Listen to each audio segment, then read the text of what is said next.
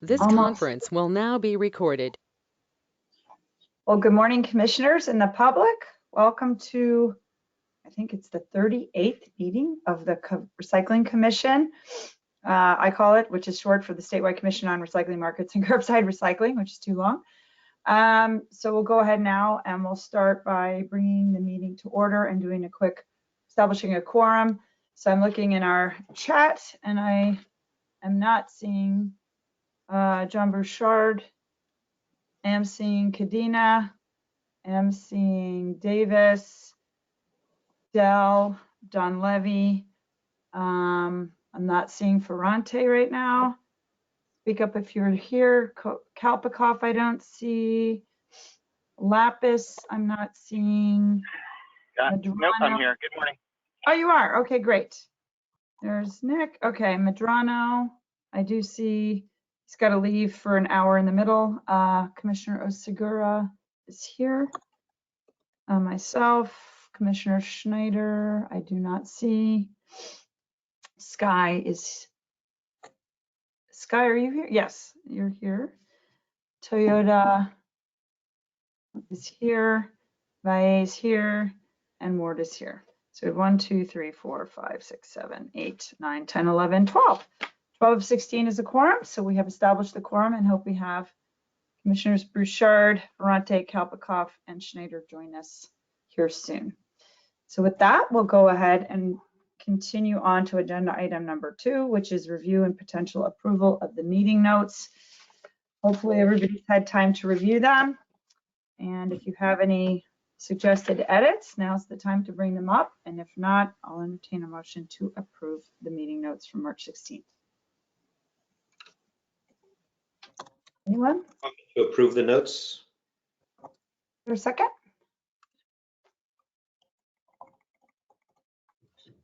Anyone? I'll second, and noting that Commissioner Kalpikoff has joined us. Oh, great. Welcome, Commissioner Kalpikoff. All right. Well, then we'll go ahead and we will approve the meeting minutes. All those approve, thumbs up is fine.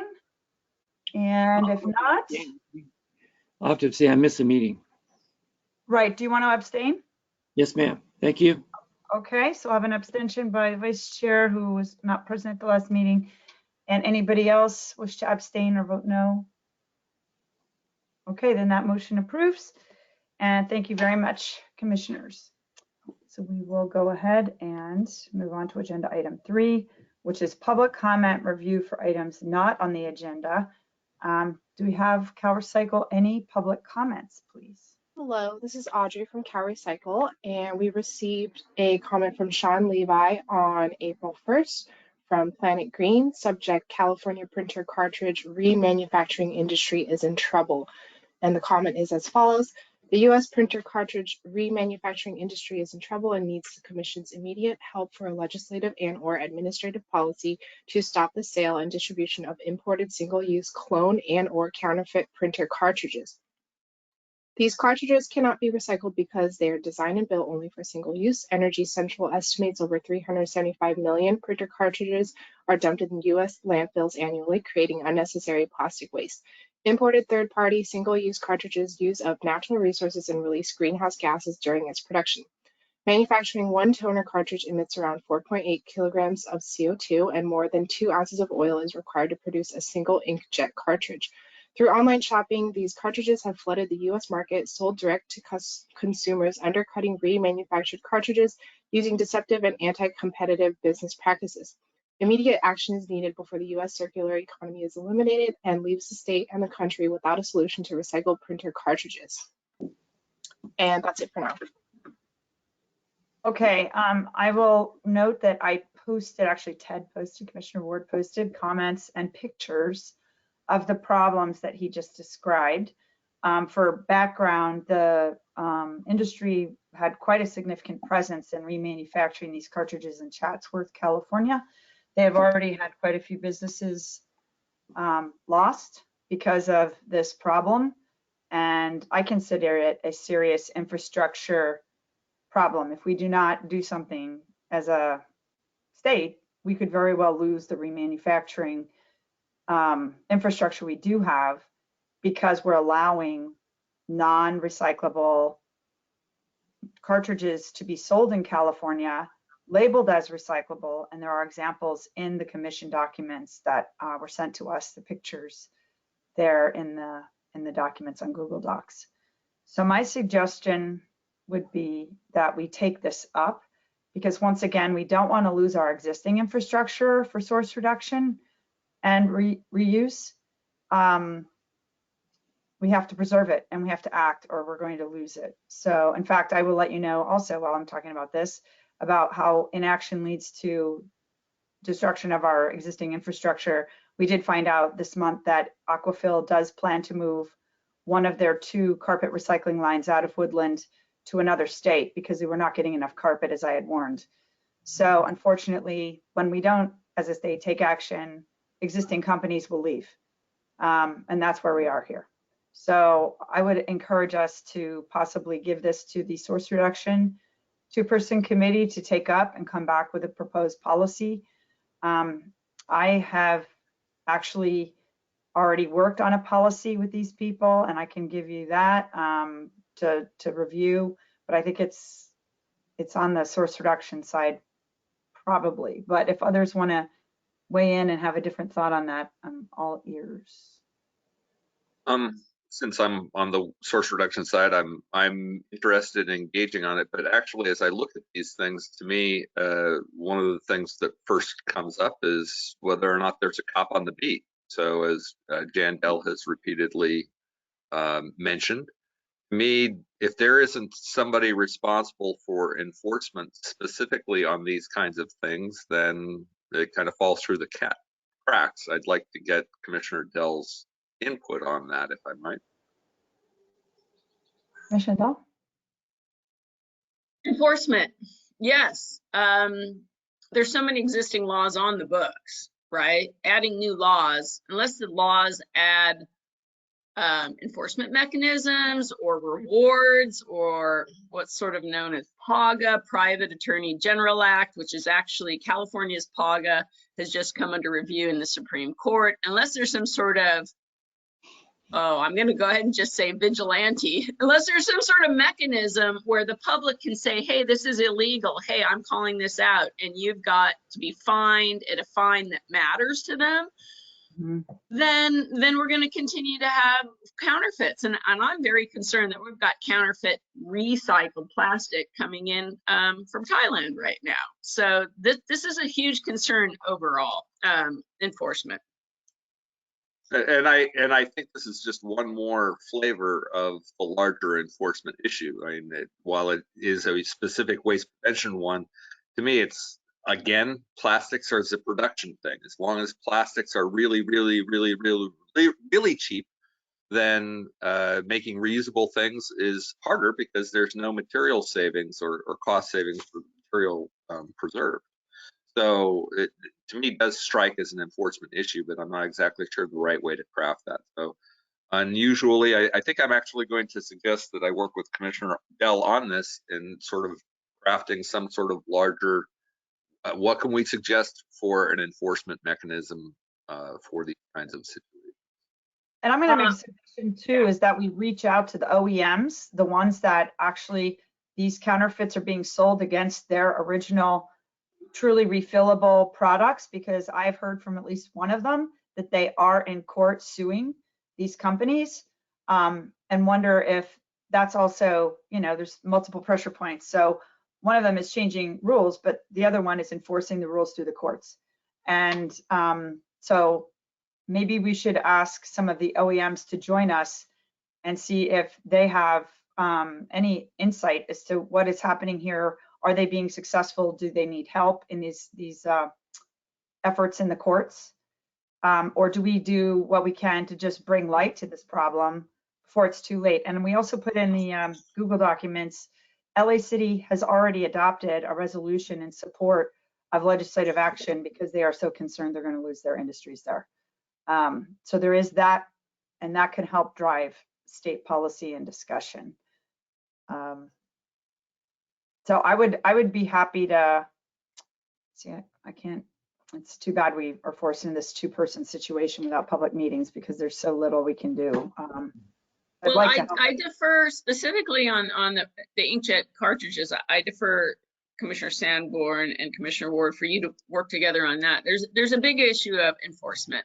And I do think that's something that we should take up in the fall. You know, we can think about it individually over the summer, and also recycled content. Is it toxic? Is it actually recycled content? Right? If they're frauding, if they're frauding inkjet cartridges, how easy is it to fraud RPET? Yep. Well, I'm happy to work with you, Commissioner Ward, Okay. on this. All right. Said, So we leave got, the two of us. thanks to these Okay. folks, we've already got a policy drafted, so we could just start there and start having a couple of meetings and seeing what we can come up with for the next meeting. All right then. And welcome to Commissioner Ferrante. I see she just joined. Thank you. Okay, so we'll go ahead. Are there any other public comments? Not at this time. Okay, very good. So I guess the only other, again, comment I will raise that's not on the agenda is the fact that we have truly lost half of our aquafill plant in Woodland. It is going now to another state. And I see Commissioner or Director Maki Wagner is calling me, so I'm going to go offline for a minute. If Vice Chair could take over. I got to. Oh, okay. Let me see. You know, there's an editorial this morning in the newspaper. I don't know if any of you saw it on lithium batteries, and Cal Recycle was pointed out. Did anybody else see something similar today? No. And I don't know what the legislation is, but I believe there were 2 assembly members that were putting forth a bill.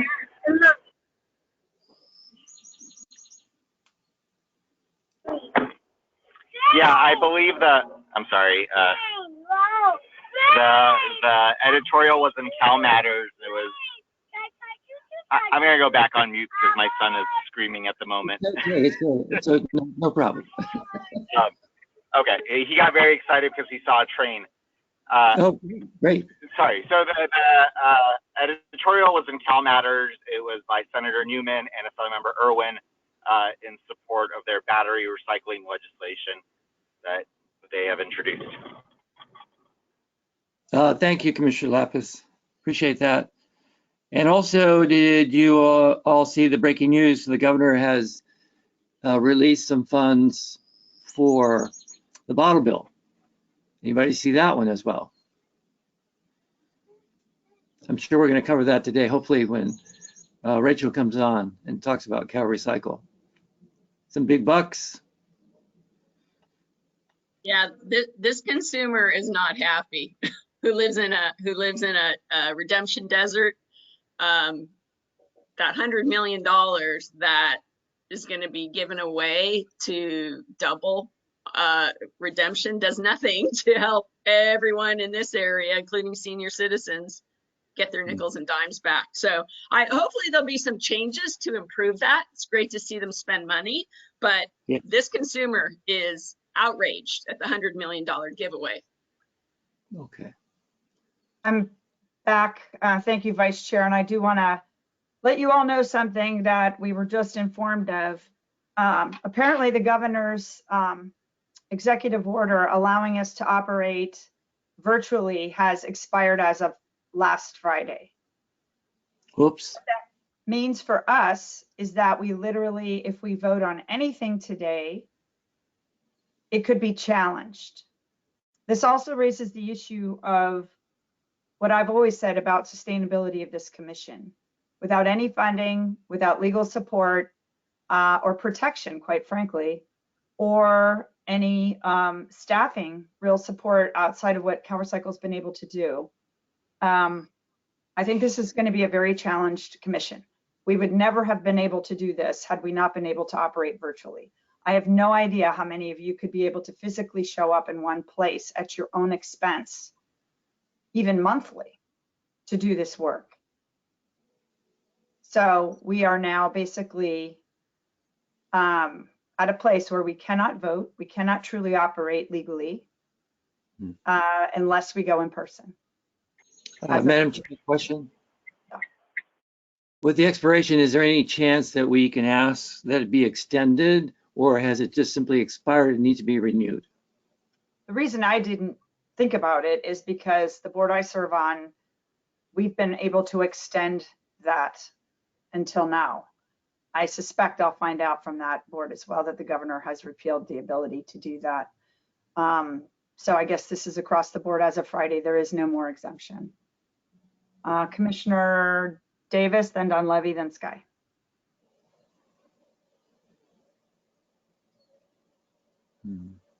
Commissioner Davis? Do you want to say something? Yeah, sorry, I was muted. There's a provision in Bagley-Keene that does allow these types of meetings to go forward, but each commissioner must identify the location that they're using, and that's part of the published document, and the public has access to that location. So there's a provision. It's far from perfect, but there is that provision. Some can meet in person and others can meet virtually, but they may want to do some research on that allowance. And I'm not, I'd have to look again at the revisions to the Brown Act, which is the state's other public meeting law that kind of parallels but isn't the same as Bagley-Keene. And I think there was an amendment to the Brown Act that put a longer extension date on the ability to meet virtually without that needing to identify the location of each of the participants. So, and I think that's up for discussion. So the other option would be to try to include Bagley-Keene in some of these more open provisions of the Brown Act.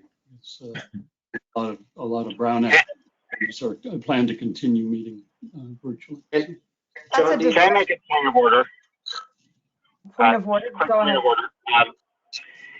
You know, based on, I didn't realize that, but based on if that's CalRecycle's legal advice to us, we really should just end this meeting. It's not just about voting, it's about having any conversation. Let me be clear. They don't give us legal advice, really. I mean, they're not our lawyer. That's been part of the problem from this whole setup, is that we're basically very exposed by serving on this commission. And I've always been extremely nervous about this, especially as the chair, which is why I've refused to sign a few things. We've had to rejigger it. So, I mean, fair enough, but if we've been informed that we are not allowed to be meeting right now, we should not be meeting. Well, that's not what we were informed of. We were informed that we can't make decisions. We can't vote on things. Like if we had a meeting before we knew, we scheduled this before we knew this was the case. I guess we're really at a place, I've said this from the beginning, I don't see this as being a sustainable commission the way it's been set up. I personally cannot take any more time to do this. I'm sure I've heard this from other commissioners. It's already been an enormous time suck for no funding, and we have virtually very little support, and we're constantly, because of our high profile, being questioned, and there are people who don't like our opinions. So it's put us all in, quite frankly, I think, jeopardy.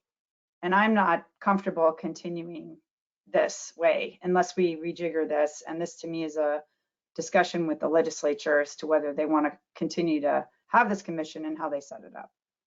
But I guess I would open it up. Does anybody else have an opinion?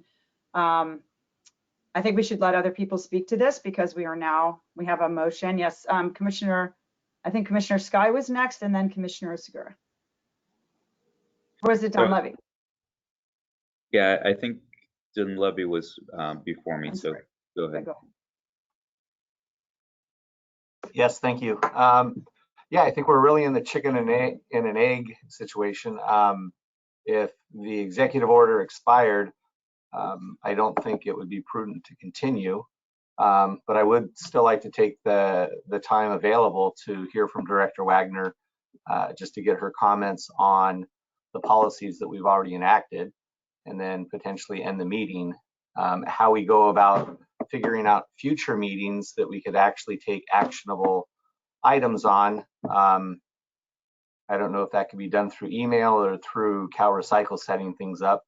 But in the past, I had recommended that we come up with a policy to have the commission time and travel paid for, but I think that was overwhelmingly opposed by everybody. So I think we're in a situation that we might have to meet in clusters, as Commissioner Davis pointed out. Then we would just have to identify, say, regional offices, front porches, or conference rooms that could then become public spaces for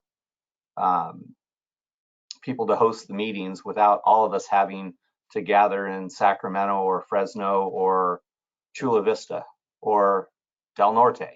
So I would like to take the time to hear from Director Wagner, and then I think we should end the meeting. Okay, Commissioner Sky. So the first thing I'll mention is at the end of the last meeting, I had put forward a formal data request to clarify how our meetings will be happening when the motion expires. So I'm hoping Cal Recycle has some better clarity for us. Getting back to what Commissioner Davis was mentioning, the expiration means that remote locations need to be listed on the agenda. If they're not, then participation isn't formal. So what I would say is essentially it becomes a meeting just like where we don't have quorum, that no formal votes can be taken, but discussion can still happen. And I recommend that we proceed with that understanding. We work by consensus anyway. And so if we do arrive at what would have been a decision by consensus, all of those decisions should be noted and reaffirmed at an official meeting. But I would recommend we continue to have the discussion. And it would be very awkward to ask Cal Recycle's director to have a discussion with us if we think that we shouldn't be meeting at all. So we should do one or the other. I strongly recommend we continue to move forward. We have a lot to cover. I think Commissioner Osigara was next, and then Commissioner Valle. Yeah, I think for me, I mean, Chair Sanborn, you bring up a very good point. If we're in a situation where we don't understand the legal implications of what's going on, you know, I feel more comfortable understanding that and the personal risk that we all take. Obviously, that's important for me. If there is a way to interpret, as Commissioner Ward mentioned, or Davis, in terms of how we can continue to meet by providing an established address. As you know, in today's environment, we all work from remote areas and then from our offices. Right now, it's really in flux. And so obviously, I would not feel comfortable if we are to be placing different addresses. I mean, I'm fine with my office in Sacramento, but my concern is if we have to start posting our personal addresses and that kind of thing as we have these meetings. So I would like to get some clarity legally regarding what we can do. I agree. The problem is we don't have an attorney. Well, I mean, we can. I mean, I know that. I mean, I have access to legal counsel, so I would obviously I would go to my legal counsel to see what their opinion is regarding this. Okay, that would be great. I can tell you that I literally during COVID got rid of my downtown office. My home is my office, and I'm not listing my home for people to come in during meetings. So that's not going to work for me. I can tell you that. Commissioner Ward.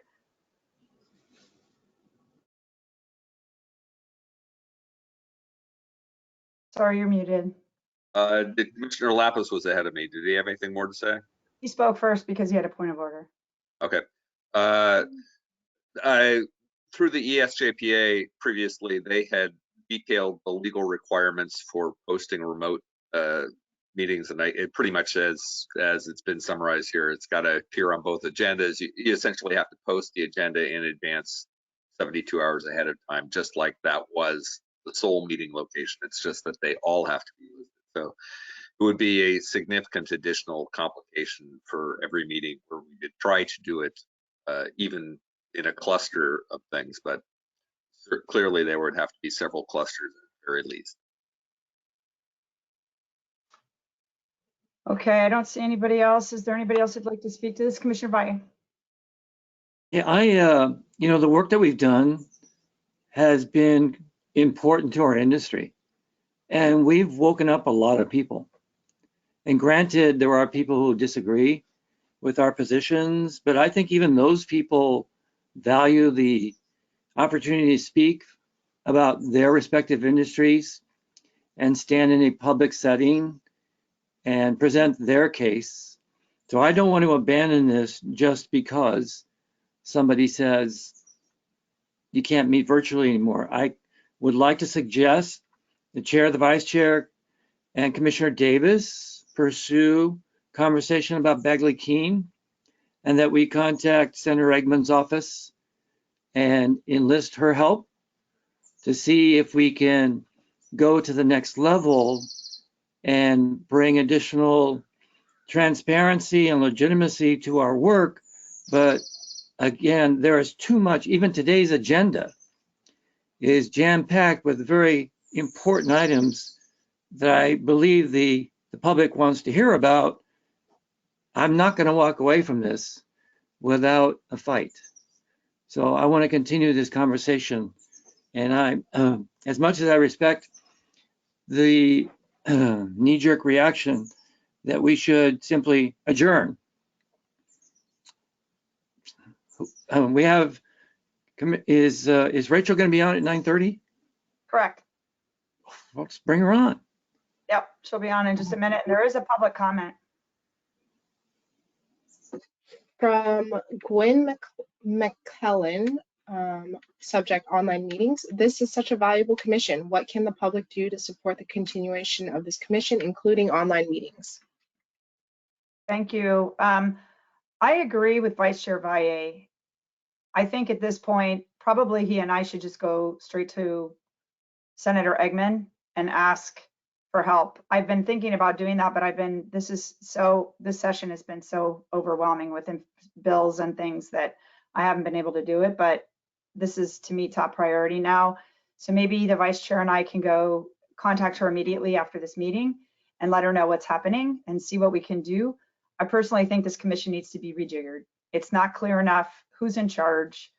Once we're appointed, does Cal Recycle get to reappoint or dismiss? Do we get to redo this? We have no legal support. We have very little admin support.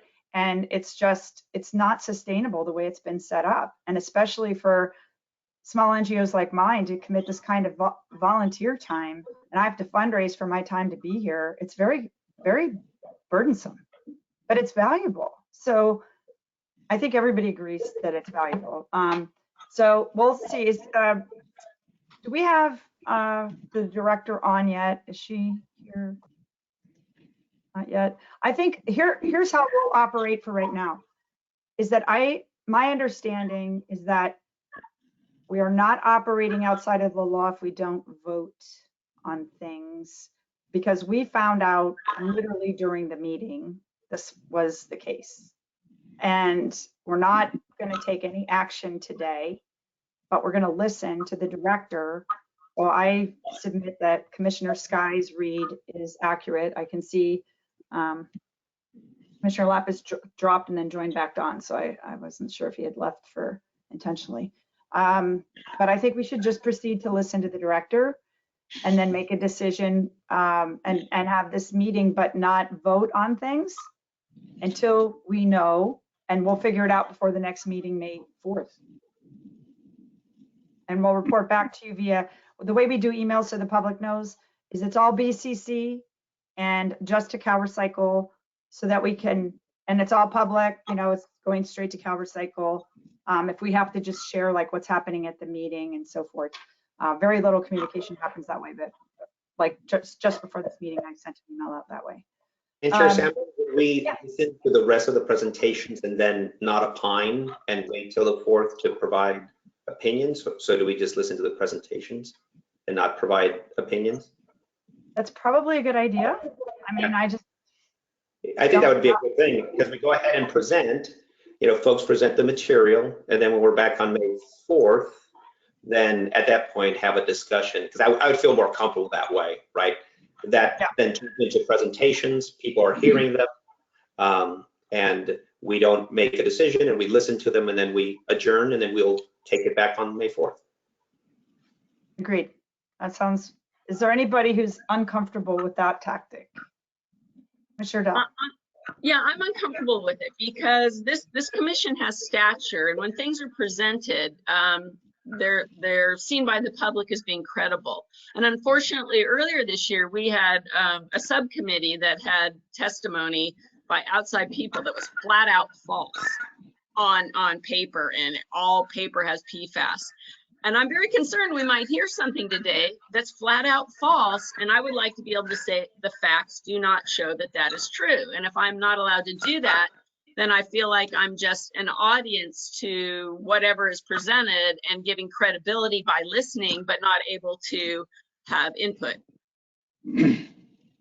Commissioner Dell, I'm not saying that you can't provide opinion. It's just that for those of us that might have a concern regarding the legalities of how we opine, that we are able to just stay silent. It doesn't mean we're agreeing to anything that's being said.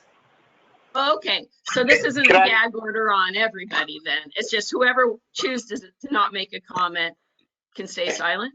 Yeah, and for me, and by me being silent, it doesn't mean I'm agreeing to what's being presented. I'm listening to the presentation. So I've had an asterisk for a while. Can I chime in?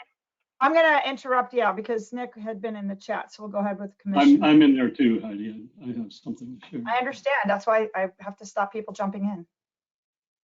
Commissioner Davis, You know, and then, I think if we were just listening to presentations, that would be fine. I just can't imagine us having any conversation being okay under the law. And I'm just thinking, if this were any other Bagley-Keene entity, if this was any other agency, and they said, well, we can't have a public meeting, but all of our members of our board are going to make a decision and reach a consensus private, and then we're going to have a public meeting just to vote aye, I think everybody would think that's ridiculous. And that's okay, offensive. I'm going to interrupt because we have had Director Wagner here. None of us are lawyers unless somebody can tell me otherwise. We're all guessing. So I'm going to turn it over to Director Wagner at this point. Director Wagner, are you there? Good morning. Good morning. Good morning. Apologies for being a few minutes late. Was dealing with we've got trucks and deer running into each other, all sorts of good things this morning. All right. Well, as you've that was not a euphemism. Like literally, a duck, a deer ran into one of our debris trucks this morning. Oh no. No, it's okay. It's part of the job.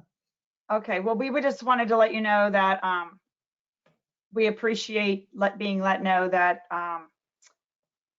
the governor's order from Friday does not allow us to meet remotely unless we've acknowledged but this was scheduled before that happened. So our decision at this point, our understanding, none of us are lawyers and we don't have legal support, is that we're just basically listening to you, and there's various ideas on whether we can comment safely or whether we should just not even have this meeting and go straight to Senator Eggman to discuss this whole commission and how it's been structured in order for it to survive, because we believe it's been important and the public has already weighed into that effect. So I'm just going to turn it over to you because the request originally came before we were informed of this, and for you to speak and tell us your response and the department's response to the 34 policies that we've put out. And you have the floor to say whatever you like. And I have no idea who's going to comment because now people are very hesitant. Well, so let's do this. I am not a lawyer either and not a Bagley-Keene expert. And so this cannot be construed as legal advice. But what I will say is that in my longstanding time in the legislature, what Bagley-Keene at its base is intended to do is allow people to have an in-person presence at a public meeting, and because we do not have established, and the commission has not established an in-person an in-person option, that is the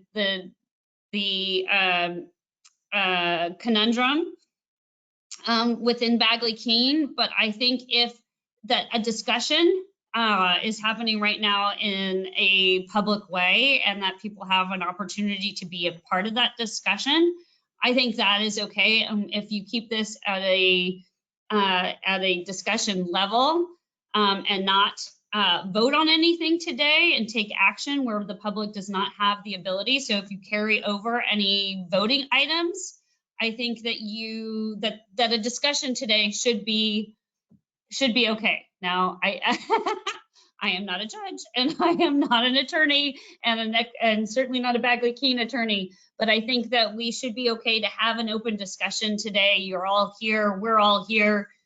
So let's have a discussion today, and then anything that you all have in terms of actions to be voted on, I might recommend just having come from the legislature that you put those over until your next meeting. How does that sound? That sounds fine with me, but I'm not sure all the commissioners are there. Some of them probably are texting their attorneys right now, which is a good idea. And I highly recommend taking legal advice from people who are licensed to provide it. So that is, but we are all here today. Let's all have a good conversation today. And then I will let the commission go about its business as you guys see fit. And again, apologies for being a few minutes late. But I am so glad to be joining all of you today to have a discussion about the incredible work that this commission has done. And by incredible, I mean really, truly thoughtful work about where California needs to go in terms of our recycling infrastructure, how we view waste and recycling in the state of California, and really where we should be going from here.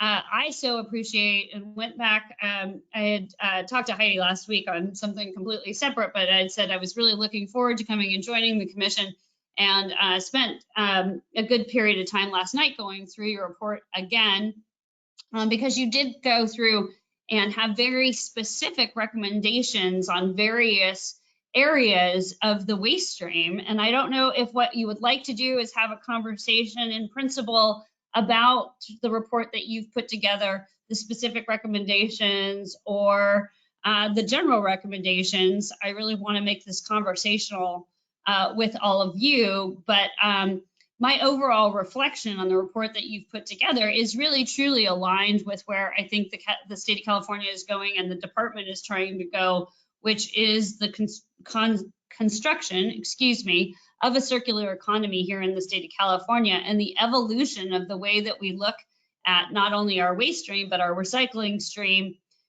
to make it truly circular. And by truly circular, I mean investments and regulatory structures that are grounded in each of the points within a supply chain of circularity, so that we're not constructing recycling systems that are, as I affectionately refer to it, the whack-a-mole of recycling, where we're constantly trying to figure out how to recycle the next thing that's come onto the market.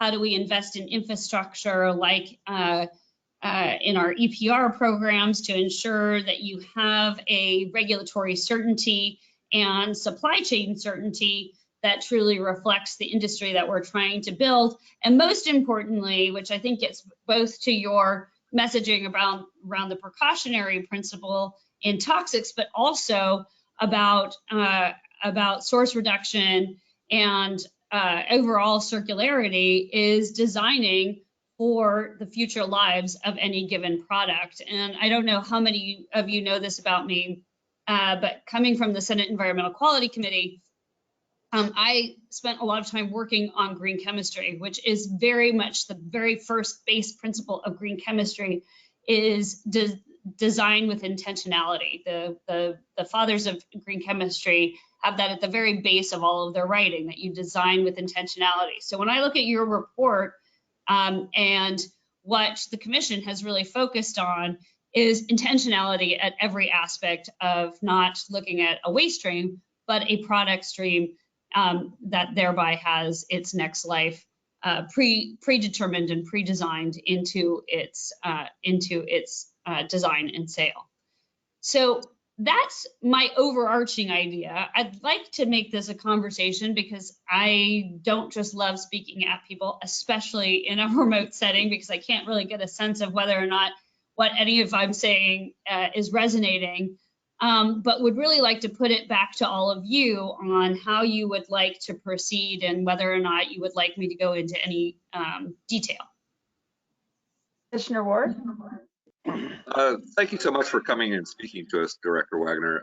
I'm, as a person who's trying to shepherd through the completion of the report, I'm very specifically interested in looking at all of the recommendations we made to change or alter Cal Recycle's programs and whether or not those changes have been implemented or there are plans to do so in the future.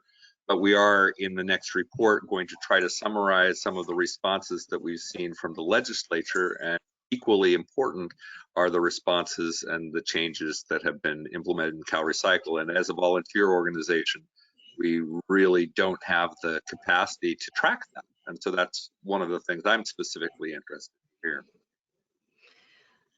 Appreciate the comment. So, Commissioner Ward, I think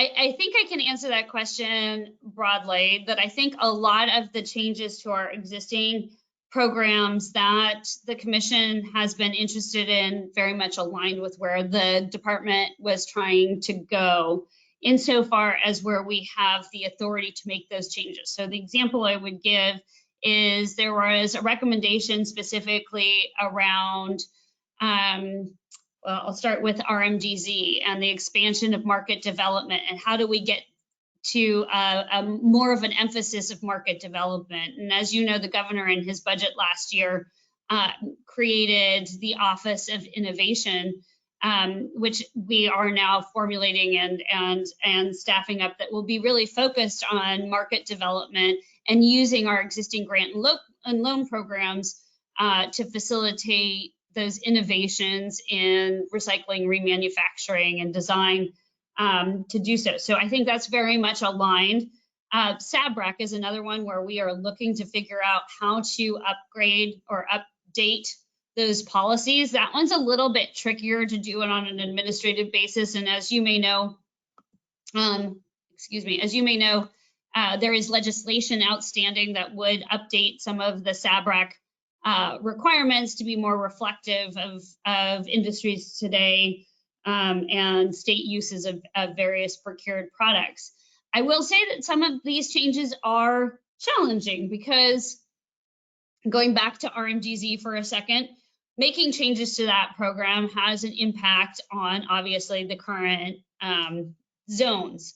And so the legislature appropriated additional money to that loan program that is meant to be used outside and was directed to be used beyond the zones. But what we really need to do is ensure that we are not throwing the baby out with the bathwater, but really building upon the good work that's been done in all of our RMDZs and then expanding to the state. SABREC is another example of that. One of the, when that legislation was introduced, we had several advocacy organizations who are concerned about toxics come and talk to us about, well, more recycled content is great, but if you're recycling materials that have underlying toxic materials, then you're just perpetuating those exposures into new products. So yes, we are doing a lot of the things that your report recommends in the context of updating our programs, but we have to be very careful that as we're doing that, we're not having unintended consequences on other priorities. Did that make sense? Did I answer your question? Ish? We can talk about this further, Commissioner. If you had something specific, we could have a conversation. That's why I'm here. I wanted to have a conversation with you specifically about your report. Again, you guys have been so incredibly thoughtful. So this is really meant to be that conversation. So if there's more there, please tease it out. I'm happy to talk about it. I actually have a question that's in the higher levels stuff, which we had sent a letter, which I wasn't comfortable sending to anybody except you, and CC the Attorney General regarding enforcement of labeling. It just, the more we dig into labeling, it just seems like, as Commissioner Della said repeatedly, and everybody's quoting her, it's the Wild West and there's no sheriff in town. And we're finding it on everything from inkjet cartridges to everything, really. Is there any activity to report on that front, on the labeling side and enforcement? So this is really important, specifically to the enforcement, Heidi, and I know you know this because you've been at the base of the creation of a lot of different pieces of legislation. But the statutory, where a particular requirement is put into the law, and the specifics around how that law is to be enforced really dictates whether or not the department has a role in enforcing it. So if we look at the plastic bags legislation, which I know is a concern as part of that letter, we do not have the authority to enforce that statute. It was very specifically not provided to the department to go out and provide enforcement activities. So I do not have the authority to dispatch enforcement staff to grocery stores, et cetera, to enforce that statute. Which, you know, there are in the Business and Professions Code, there are enforcement tools that district attorneys and the Attorney General can use, as I think many of you know, around unfair competition that has traditionally been used to enforce labeling laws. So the Unfair Competition Act very specifically speaks to labeling. If you've labeled a product recyclable, if you've labeled it compostable, and it is not, it is you have misrepresented your product, which has put another manufacturer of that type of product at a disadvantage, and you can be sued on that point. So I think when the plastic bag legislation was being contemplated and passed the legislature, that was the intention, is that business and professions codes would lead in terms of, or civil code would lead in terms of enforcement, not administrative enforcement. Okay, so. Did I answer your question? Yeah, so you don't have the authority, and we have to make sure they're in the laws, because the authority to go to the AG and requiring people to sue is not enough, clearly, it sounds like. It doesn't seem to be at this particular juncture, and there are a whole host of reasons, right? I mean, during the pandemic, people started to panic about reusable bags and otherwise. What the appropriate path forward on plastic bags from the moment that we find ourselves in right now. It could be as simple as, you know, a PR campaign that well-minded nonprofits would would draw attention to. Yeah, I mean, to me, this is just an open question for this commission. If we want something done on labeling, we're going to have to work on new tools, because what's currently out there is not working. And we're very clear on that now. So thank you in large part to Commissioner Dell's research and attention to this. So I think there's a whole bunch of people in the queue. So I'm going to go back to, let's see, we had Commissioner Ward, so Commissioner Segura, then Sky, then Toyota. Yes, thank you, Director Wagner, for coming on and having such a candid conversation. I truly want to highlight your comment that I think it's excellent, which is not create a whack-a-mole type of approach, in addition to creating certainty for investments to happen.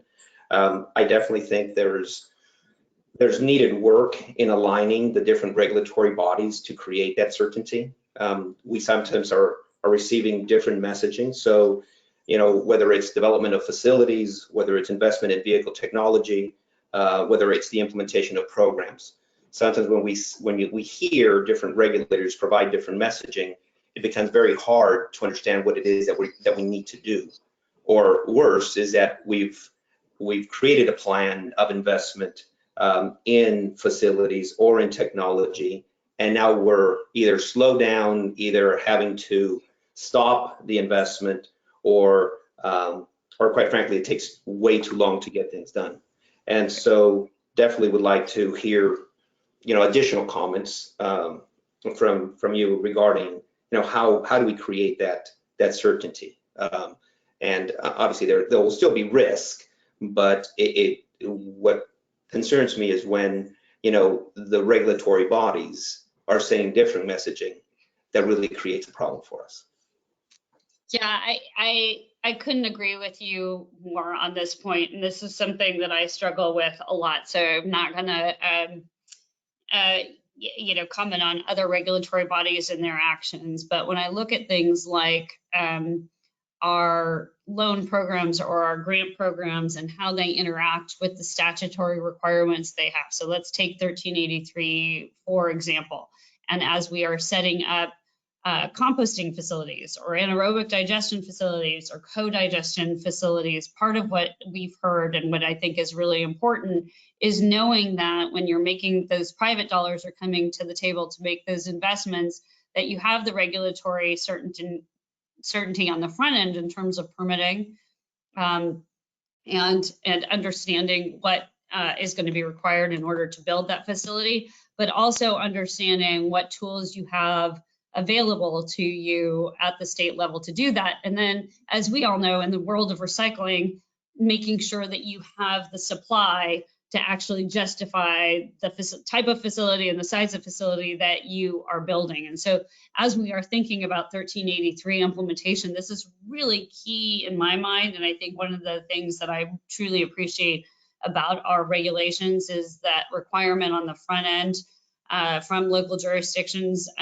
as of last week to have provided us capacity plans so that we can really look at our existing programs and say, where is it that we need what types of facilities, and how do we use the incentives that we have and have been granted to us by the legislature to get the kinds of facilities that are needed for our state in the right places.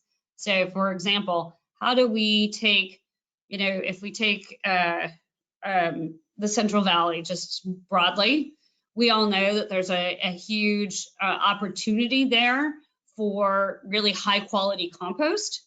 So how do we figure out, based on the capacity plans of the various jurisdictions within the Central Valley, where to build a compost facility? What size should that facility be? And what kind of compost should it be creating? And how do we use the grant programs that we have or the loan programs that we have and the levers that we have in terms of permitting and otherwise and working with the locals on getting a facility sited? How do we use all of our tools to get the best type of facility for the region built?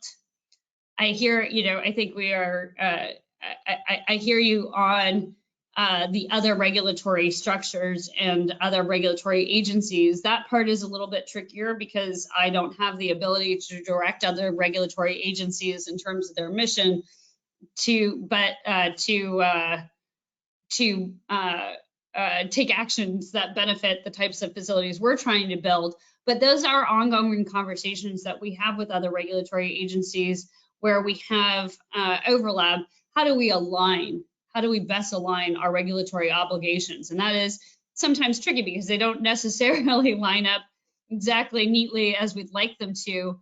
But I think that is also an important role that the legislature plays, because we can align or attempt to align our overall missions, but the legislature directs us on what the policy and statutory direction is going to be. So that's an important role that they need to play. And when that statute is in place, that provides that certainty that we're all looking for.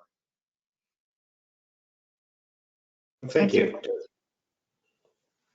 Okay. Commissioner. I spend a lot of time thinking about this.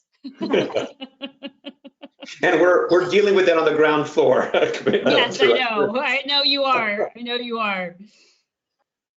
Okay, So, Commissioner Greg, I know your time is limited, so I'll just build on Commissioner Segura's questions. And actually, it's very relevant. LA County Public Works is thinking a lot about infrastructure. And a generation ago, when we were developing material recovery facilities, we leaned heavily on the private sector on the strength of the revenue from the materials that were collected. Now we have to rely much more on our ratepayers to develop the infrastructure that we need. And there's a very large gap in terms of especially organic waste infrastructure, but also recycling infrastructure. So you talked about the regulatory certainty. I think that's very important. I'm glad that you talked about grants and loans and other incentives, because that is very crucial to reducing the burden on our ratepayers. And then other opportunities would be things like the programmatic EIR that you developed. I think is very helpful. If other types of facilities, you can create a statewide programmatic EIR. That's helped to move a lot of projects forward. So I wondered if you can talk to other potential opportunities for the state to help get the infrastructure we need. So I think this would be a conversation that would be better had in a couple of months. Again, I'm really excited to see what's come in. You know, all of those capacity plans were due on Friday. I don't think we had full, not every student turned in their assignment on time. But our first and foremost was taking what we got on Friday and making sure that we are getting funds out to local governments per the local assistance grants that were appropriated by the legislature. And so our first review is really making sure everybody is compliant with the statute, has their ordinances in place, and getting money out to our local jurisdictions as quickly as possible. For those 474 that applied by February 1st, we want to get those dollars out. But as we do the reviews, a more in-depth review of those capacity plans, I think what we really want to do is come back and have a conversation, maybe specifically on 1383, of what are the tools that are needed in terms of recycling and remanufacturing. And I really, you know, your point is not lost on me that there was revenue to be made on recycling that is now not there anymore because of the types of products that we are putting out into the market. And so my mindset on 1383 and everything that we build moving forward in terms of the circular economy is the way that a circular economy is truly sustainable is that commodity at the back end is truly a commodity. It is not a burden, it is a resource. And so we are very focused. And the way I look at our grant programs and our regulatory structure, but the incentives are a little bit easier, right? Is how do we use our bang for the buck to truly get at creating new commodities, because then the system becomes self-sustaining, as opposed to us constantly trying to jumpstart and trying to figure out how do we chase that next thing? How do we, if we can get in on the front end, I'm a path of least resistance kind of girl, like how do we get in on the front end to create a system that is self-sustaining? And we have a moment, right? We're building something new, which is so fun. It's a way easier. It's not easy. Yep. And I think it's easier to build something anew than it is to fix something that isn't functioning correctly. Yeah, I think this is exactly what the commission's doing with you too, because this truth in labeling thing, if we get the people to buy the right stuff that's not contamination at the back end, that helps have a better market at the back end. So it all goes together, I think. Exactly. And Commissioner Sanborn, I think there is the legislation that passed last year has such a potential to have a huge, huge, huge impact, right? I will say one of the things, and I know you all know this, and it's not nearly as glitzy as some of the other things that we're working on, but one of the really the impediments to a lot of what you're looking to get in this report, I know you guys all know this, that we lost the case last year on recyclability and waste characterization and required reporting. I think in terms of the greatest impediment right now that we are going to have to the truth in labeling is the fact that we can't require that reporting from recycling streams. And I think that is really truly in the coming years as we are trying to implement the 2 or 3 pieces of legislation that were passed last year without that required reporting. And because we lost on that point, that truly impedes success of the truth in labeling. Well, let's talk because we know how to fix those things. So let us, we'll definitely get on that. And I know we're running out of time. Do you have a hard stop at 10? Because it's 10. I do, but I'm really, I was late, so I'll be late to the next thing. Okay, I think the commission, next was Toyota, Donlevy, Osagura, Davis, and Dell. And then of course, Vice Chair Valle also wants to say something. Hi, thank you, Director, so much for being here today. I just wanted to ask you, with the idea of moving forward with the circular economy and not doing the whack-a-mole approach and looking at things in a broader way, have you thought much about how Cal Recycle's role might change or adapt to that as well, as far as resources, as far as staff, as far as all of that? Like, what is Cal Recycle's role? Would it change, or because I think it would need to, but have you put much thought about your department and how you would fit into that or expand into that space? I really appreciate that question. We are at the front end of that exploration, and yes, we spend a lot of time thinking about that. And as we are standing up the Office of Innovation, I think about how we are going to. My first and foremost, and again, coming from the legislature, I'm a good government person. I'm not just about growth. I'm about making sure our resources, because these are taxpayer resources, that they are used appropriately and to the best service of Californians. And so we are doing some, right now, lack of a better term, rejiggering within the department, repurposing some of what we've done in the past and using existing resources for the future of the department and the future of the state. So taking the work that we're already doing in our loan programs and grant programs and moving them under the Office of Innovation feels like maybe we're just kind of shifting people around, but it really is culturally changing the dynamic at Cal Recycle. So as we identify additional needs, I'm one of those people that will go back and identify the specific need and bring that back to the legislature.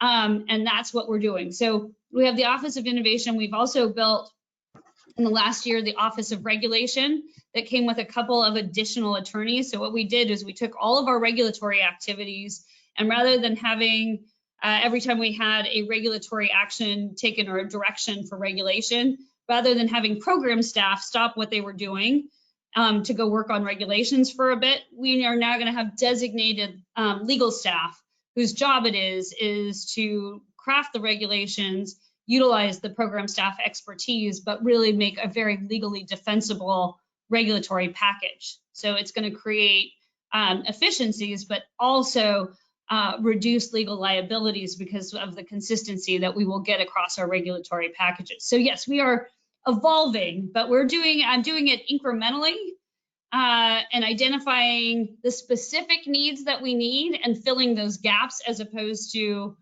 a quick transition. Great. And I think Don Levy is next. Commissioner Don Levy. Yes, thank you, Director Wagner. Thank you for being with us.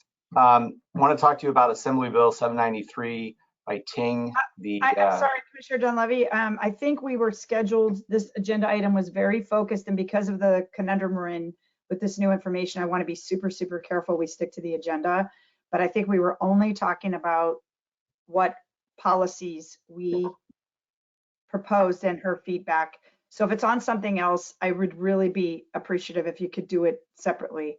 I'm very nervous about this entire meeting, quite frankly. So if does everybody agree with that? I just want to be careful. Well, it's related to post-consumer content legislation. Okay. Is it related to the policies then? I just want to be clear for the Yeah, record. I believe so. Yeah, with market development. So with Assembly Bill 793, it's post-consumer content legislation that requires beverage manufacturers to increase the content of recycled plastic in their products.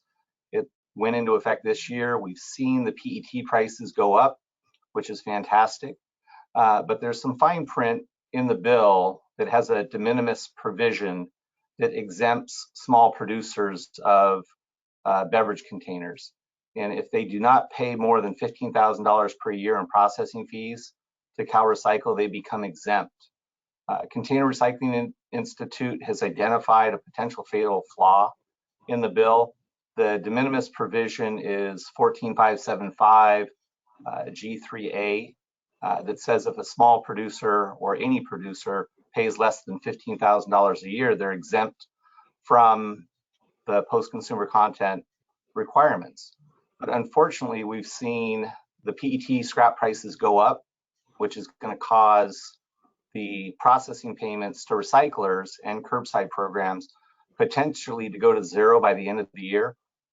And the processing fees paid by the beverage manufacturers should also go to zero, which would mean that even the largest... Valuable for us to just table this today. I'm happy to have this conversation with you as it's not pursuant to the commission's report. I think you're seeing that some of your other commissioners are a little bit uncomfortable with taking this up. I am aware of the issue that you are raising, and it's interesting from the perspective of, again, another one of these weird dynamics of the current position in history we find ourselves in. We are aware of this issue. I think the legislature, is aware of this issue, and it does. I think, to answer the question that you were going to ask, it does have a potential impact, and would need a legislative fix in order to mitigate that impact. How's that?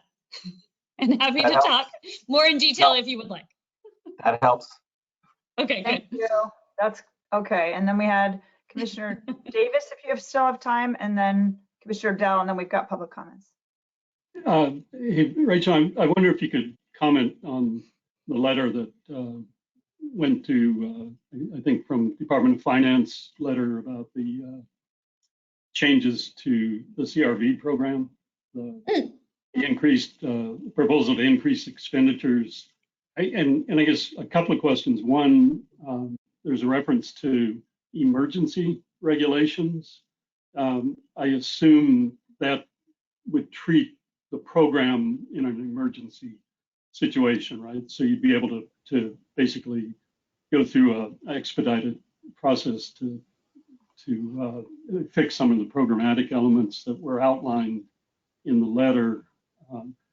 And then secondly, this idea of the enhanced payments, are those payments focused on these recycling deserts? Once you get in place, whether it's reverse vending machines or mobile, would the payments be limited to those areas that have been underserved?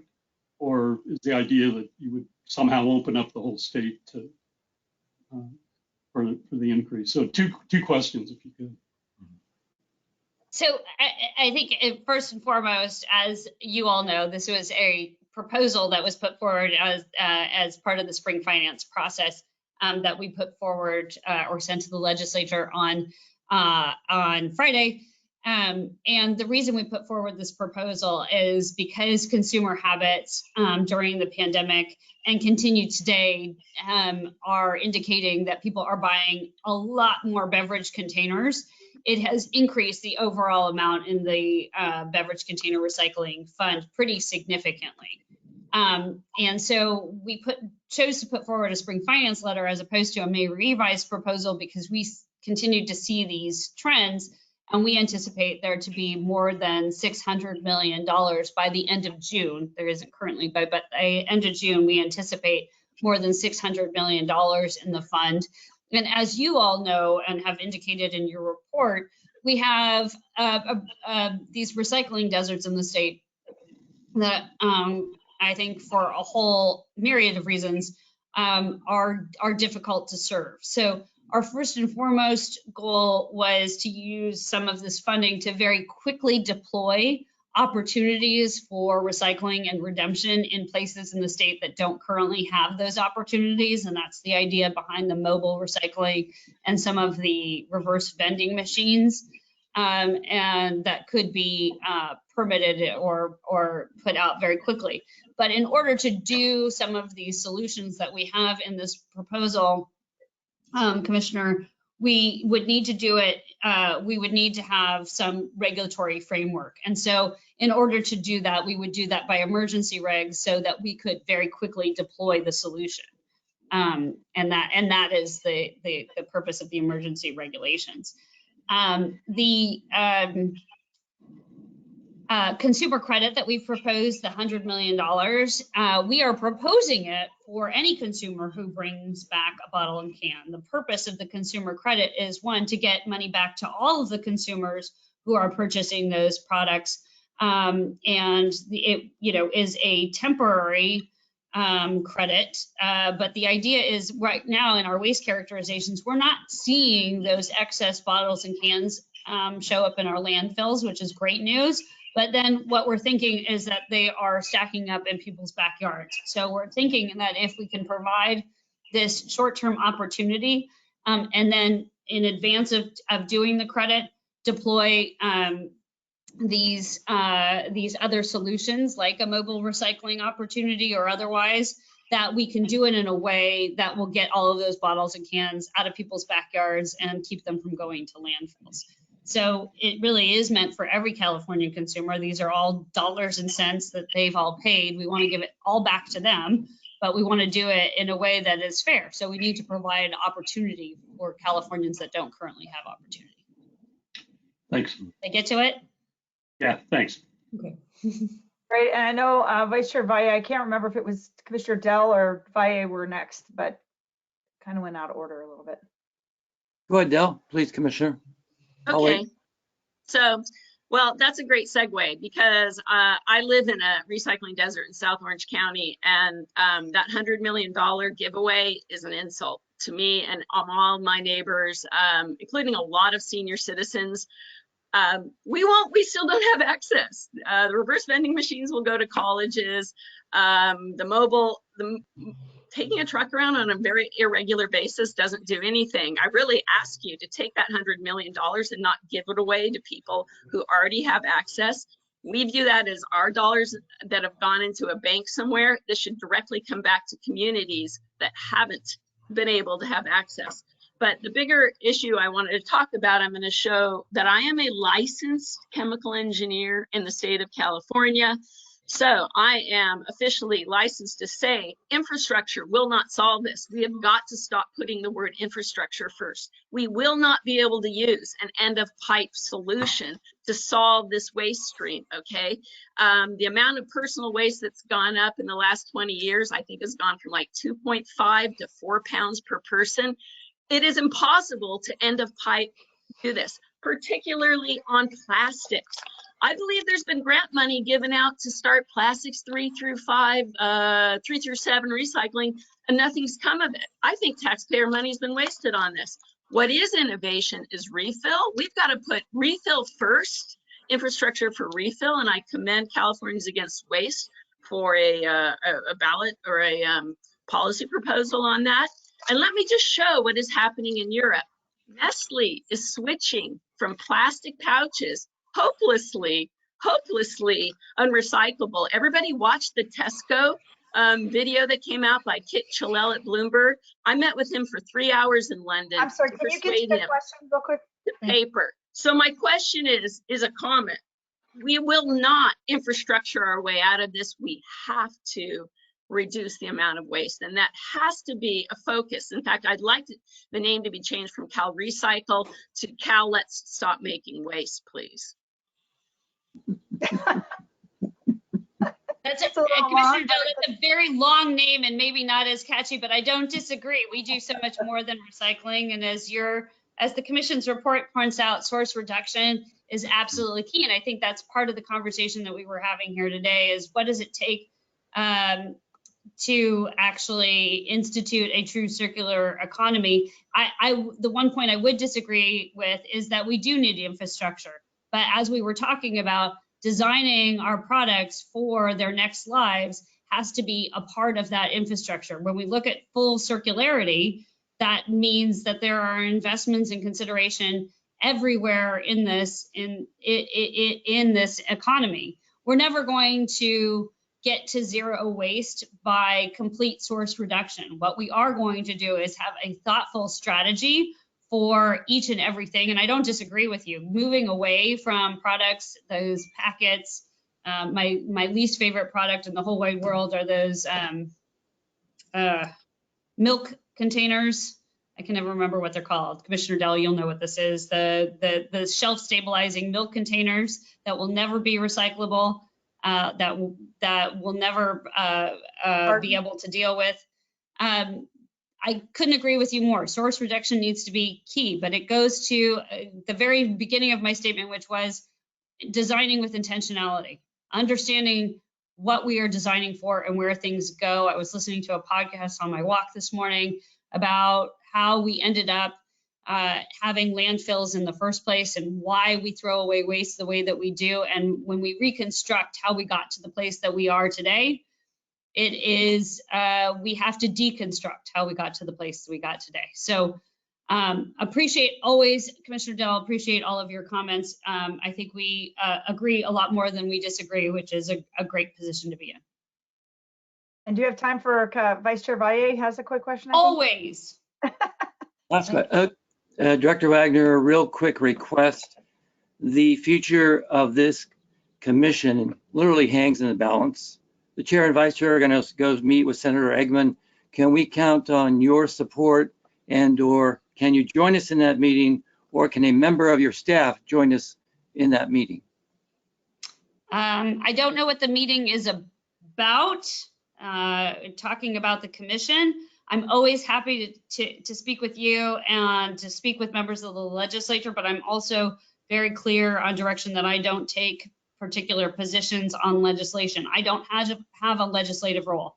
I don't vote on legislation and I don't sign legislation, so I don't take positions unless directed to do so. Let me clarify that we were informed today that the governor's order on virtual meetings applies to us, and that this very meeting could be outside of that order. And so the very existence of the commission meeting like this hangs in the balance of whether or not we can continue to meet on these bases. That's the issue. The Bagley-Keene exemption. Yes, this is a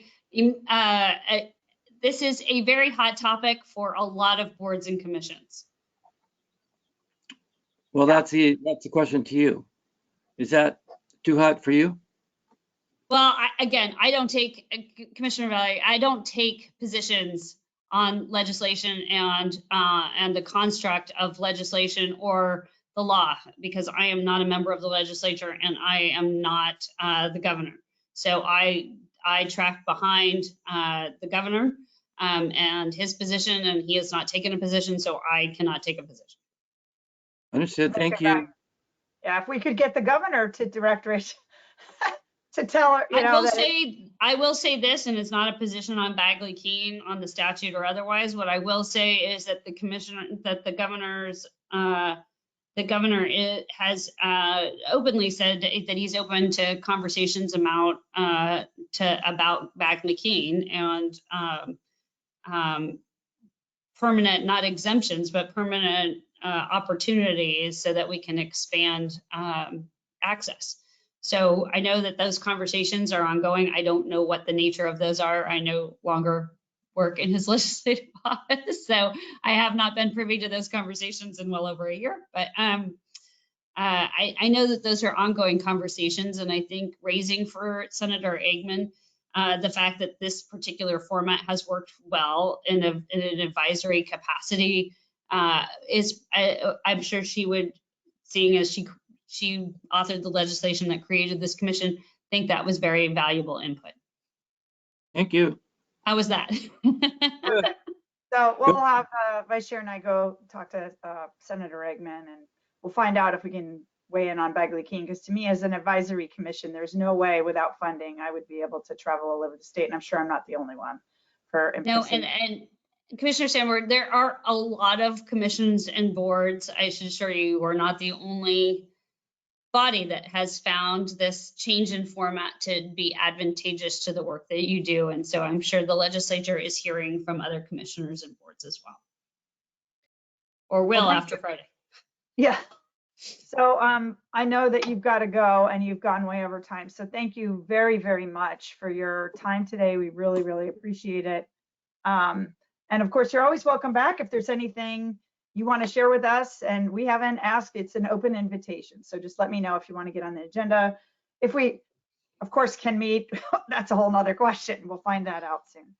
And I think Commissioner Dunleavy, you want to say one last quick thing?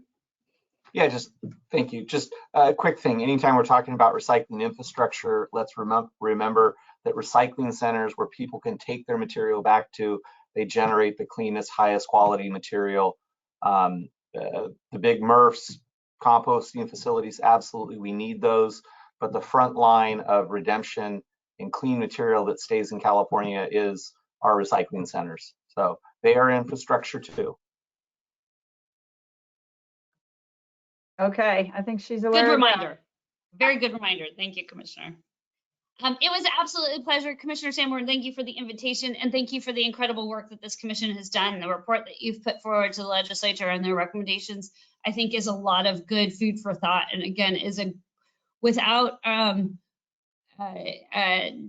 boiling it down too nearly, you have really created a framework for them to think about what do we need to get to a circular economy, which helps the department immensely. So thank you all so very much for the incredible work that you've done to construct this report and the recommendations to the legislature. Thank you so much. And for, I don't know if you've seen, but we did upload the draft report that we'll be submitting by July 1st, and it is rejiggered to focus on the circular economy and where the different policies fit under a circular economy metric. So we're really excited to share that with you. And thank you again for your time. Thank you, thank you, thank you so much. You guys have a great day. Thank you. Too. I think at this point we'll take public comment.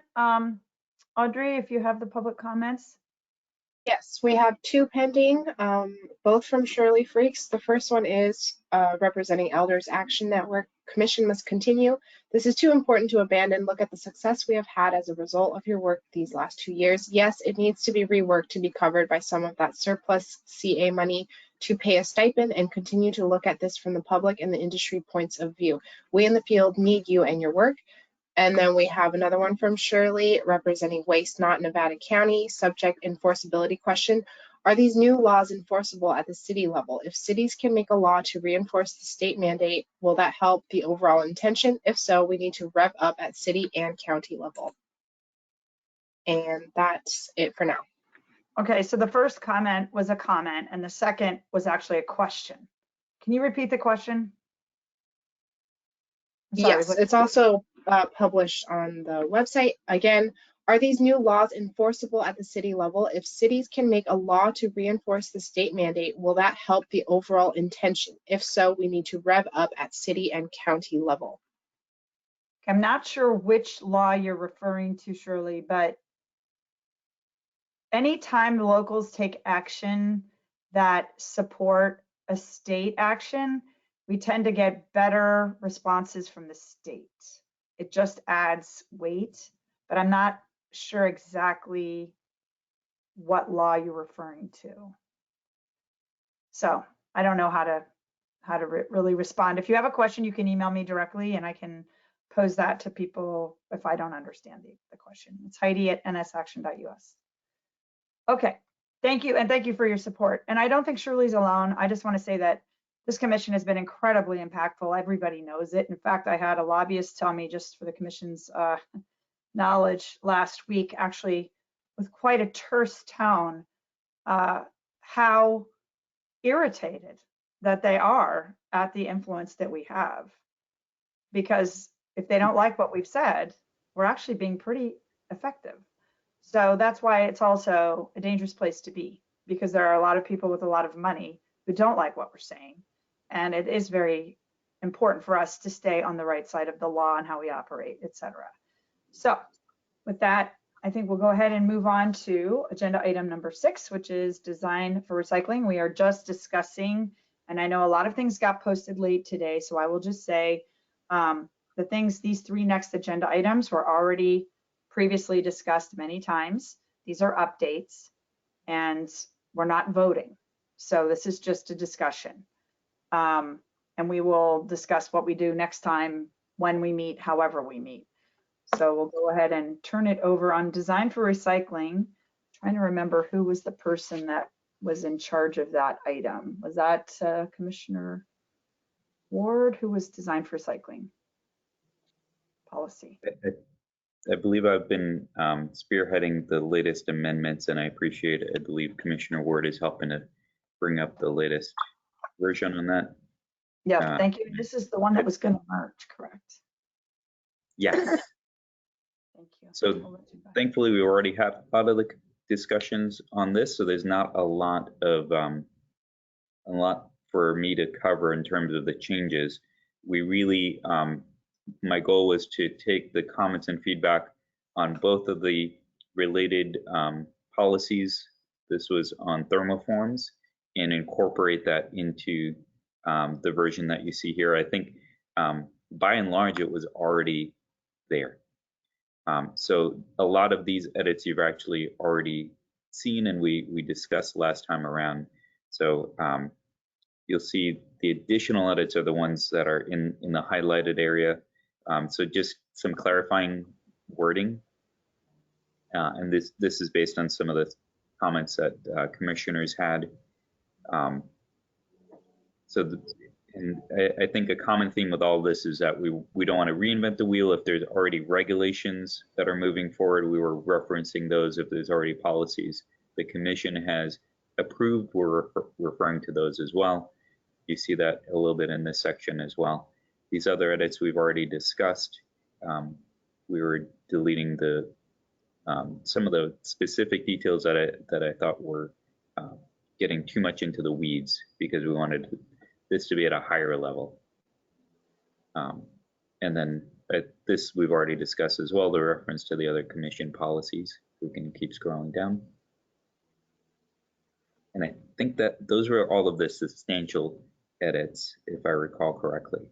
So just go ahead and scroll through so people can remember we were talking about creating a list that would be prohibited from being sold unless it's meeting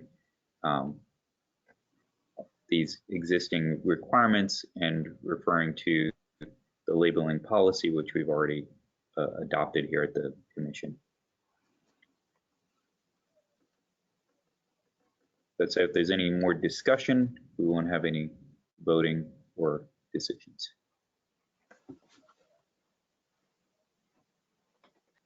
Are there any comments or discussion on these edits? We're not going to adopt anything today. This is just going to be put back on the agenda next month, but it's just good to hear if there's any comments. Commissioner Davis. Yeah, I mean, I had hoped to read this one specifically, but it didn't really get up in time. And I am cognizant of the advice that we were given that no more than 2 commissioners should discuss any item that's pending before the commission. So I'm I guess I'm okay having the read through, but I'm not comfortable at all having a discussion about these. That's fair. I'm fine with just presenting the information, and really you'll have additional time to re-review it, and we'll have an actual discussion and vote when we have a official meeting. Sounds good. Okay, so then thank you for that again, Commissioner Sky, for all the work you put into it and your team, because I know you've got a bunch of people behind you that are helpful. Okay, so we have agenda item 7.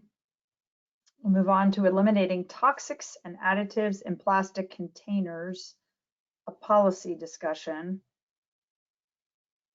And I think we can, Commissioner Ward was prepared to pull all this up. He is doing an amazing job as usual. Thank you, Commissioner Ward.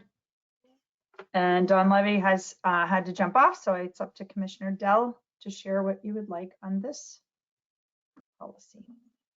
So I believe it was the last meeting, we all agreed that we would move this into the design for recycling, the previous policy recommendation draft. And Commissioner Dunleavy followed up with that, a comment on that, but perhaps that's been lost. So nothing's been changed. This is important. We do love show and tell in my house. We've got PVC labels on PET bottles being imported into California in the CRV program, which was the intent of this. But when we all started discussing it, it got bigger and bigger. Oh, why are we using PVC on anything? And so we all decided, as I recall, to roll it into the design for recycling. So that's where it should go. Commissioner Sky, do you think those two can be merged, or is it too big? I like having them separate. I think there's we've already kind of merged some other policies into the other policy. Okay, I think Commissioner Dunleavy would agree that's fine, but we did this on a focus thing, really with the idea of really focusing on beverage bottles to get the design, the toxics out. And then the commission wanted to expand it. And that just honestly got too big for us to handle. It's too heavy of a lift. So if the commission's willing to let us focus this on beverage bottles, specifically that are in the CRV system, to try to really get them as non-toxic as possible, then I think we can pick it up and run with it again. But if the commission wants to keep this, oh, am I proposing something we're going to vote on? That's not good. But to expand it out, it's beyond our capacity to lead that. Okay, I would suggest then that what we do is, because this is all volunteer and we have to accommodate everybody's ability to complete work, is just leave it so that we can, the bottle bill is clearly coming up this year. And so we just saw a bill drop on, by Atkins on expanding the bottle bill to include alcohol. This is the year to get our recommendation in July, and if we can, with this new situation. So I would say keep it to the bottle bill if that's what you'd like to do, and maybe we could put in the, after I get to look at it, I would like to add maybe some language that we think PVC should really be removed from all packaging. There's no reason for it to be there. And there's a simple statement, so it's not like a giant, add or lift for you guys to do a huge amount of detail. It would be just a discussion that in general, there should be, in a circular economy, we design pollution and waste out of the system. PVC is clearly a contaminant, which is what we have been tasked to do, is get contaminants out of the waste stream. So that's just the way to do it. But thank you for that. It sounds like we'll just bring it back as is then and keep them separate. Is that okay? That's fine. So in terms of next steps forward, this is April 6th.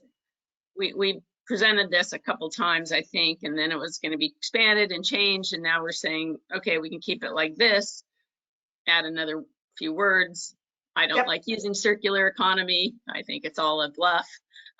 So I wouldn't use those words, but to keep a focus on this, I'll go back to Commissioner Dunleavy and see if he agrees. But what we now need is comments on this draft to go to our next meeting, which will be at the beginning of May. Yep. If we can do it, because it's all based on, if we have to meet in person, I have no idea when we could get it scheduled. So that's why there's a lot hanging up. There's up in the air right now. So maybe we just put a pin in this one. Yep. See what happens. That's the right thing. Commissioner Davis and then Commissioner Lapis, I think. Did I get that right? Well, yeah, I've been looking. Well, I made my comment earlier about. Oh, okay. Well, thank you, Commissioner Lapis. But I did look. I found the specific provision that lifted the requirements of noticing each location, et cetera, in Bagley-Keene. So I can send that to you when you have the discussion with send it to Vice Chair and I, so we can, because we're going to talk immediately after this meeting to try and figure out. Yeah, it was a short-term provision that died, and so. Okay. I was confused what happened. So I'll send. Thank you for kind of being the parliamentarian. We really appreciate it. Helping us with the rules. Commissioner Lapis?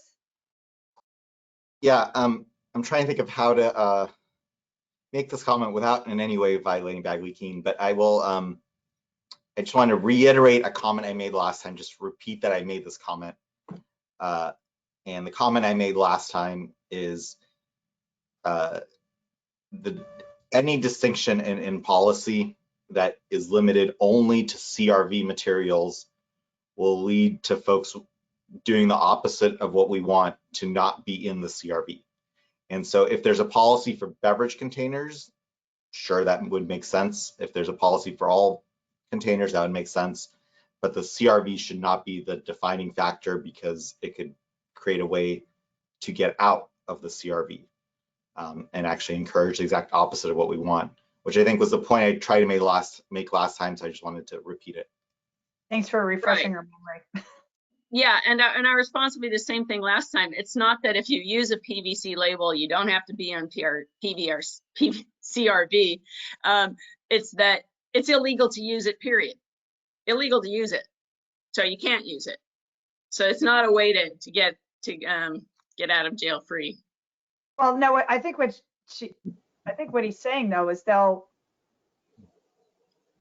can't change the package they can't change the contents, Commissioner Lapis. So I guess. My just purely as a general statement, I think policies should apply to a type of packaging, not packaging under the CRV. Okay, so noted. Why not? I believe that would accomplish what Jan is proposing. Sure, Okay, we can say beverage. There's no problem. That's fine. Okay, so but again, we have to all take a look at this again and see when we're going to meet again anyway. So thank you very much. I think that's it for this item, unless there's any other comments.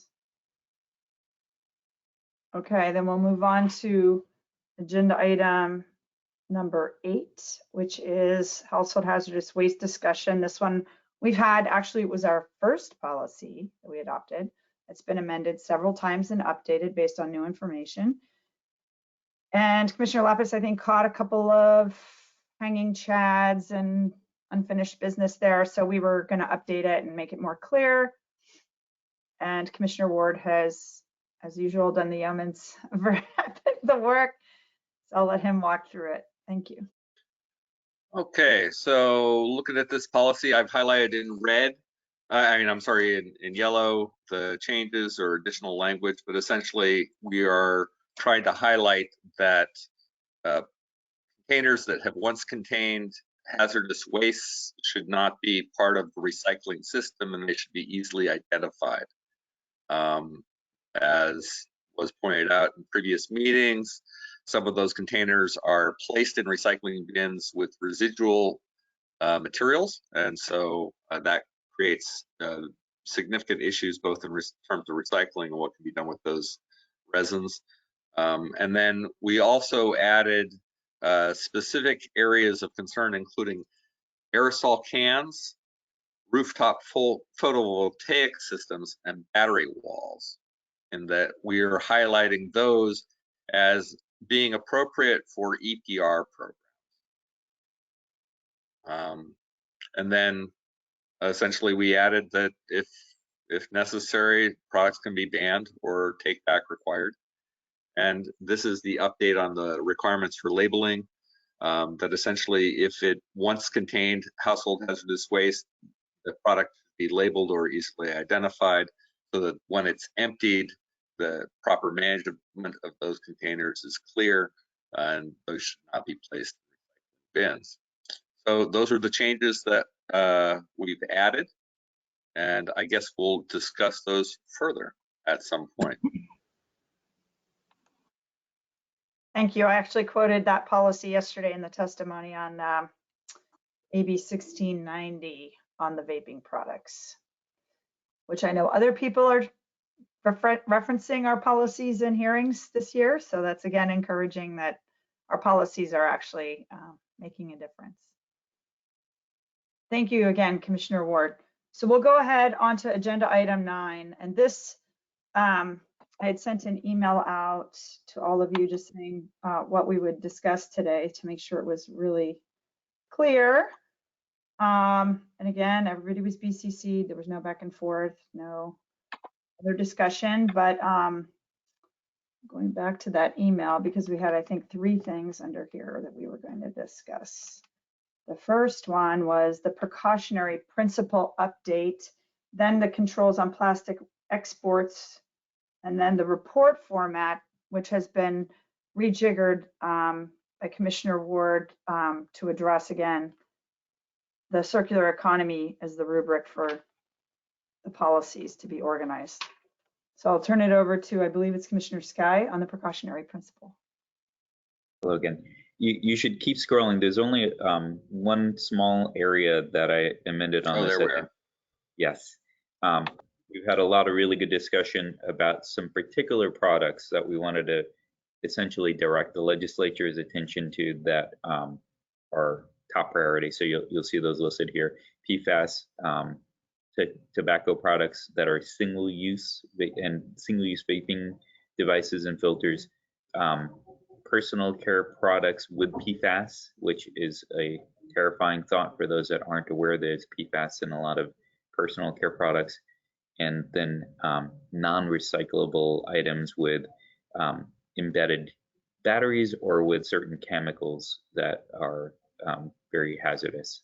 So in particularly things like toys and decorations, these are things that children are more likely to be in contact with. So we really want to try to prioritize those. I was trying to capture things that I'm hearing the commissioners bringing up as the most problematic items, and very much in line with the precautionary principle. So there are really no other updates to this aside from this highlight.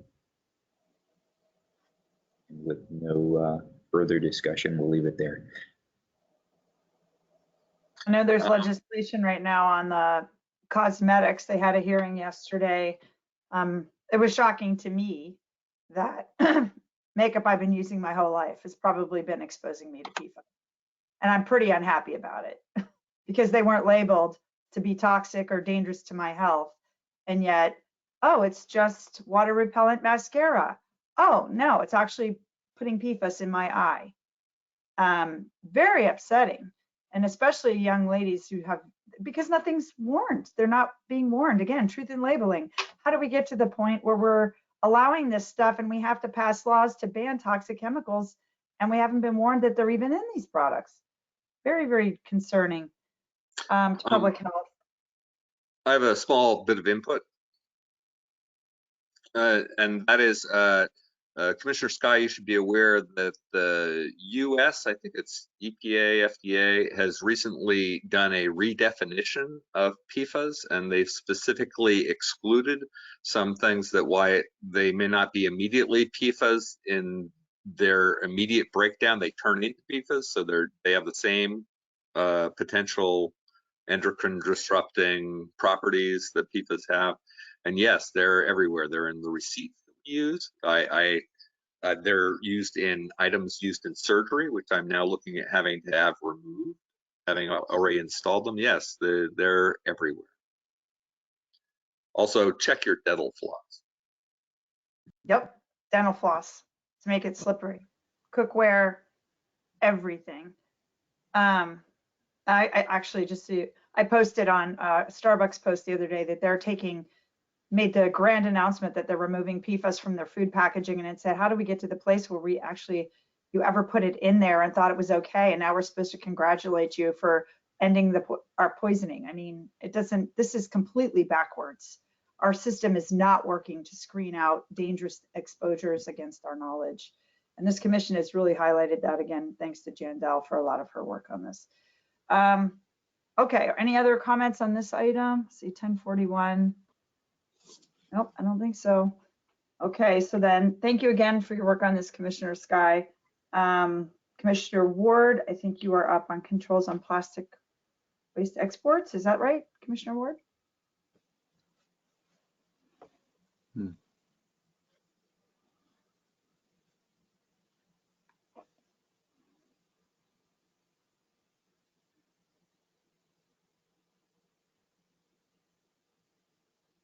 I discussed this with Commissioner Valle, as he was one of the original authors on this, but essentially the UN has updated their Basel Conventions, and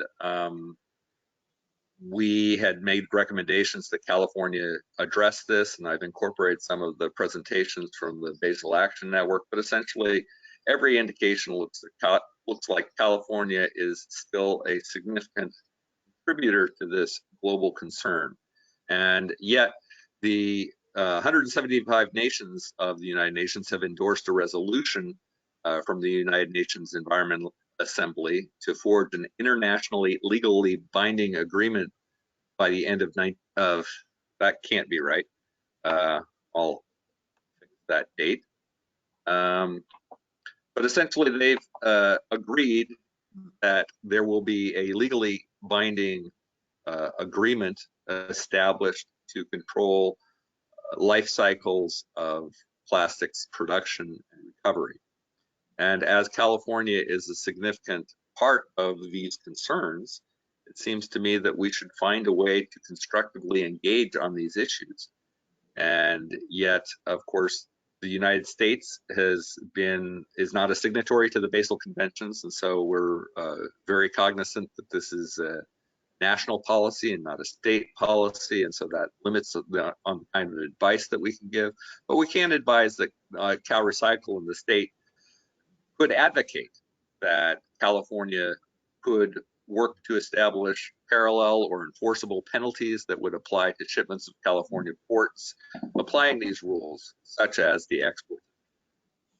And while the state did adopt Joint Resolution 4, which does address many of the Basel Convention rules, what it doesn't address is this new development at the United Nations. And so this is adding a recommendation number 4 that the California Governor's Office and federal we engage at the federal level on global plastics export control.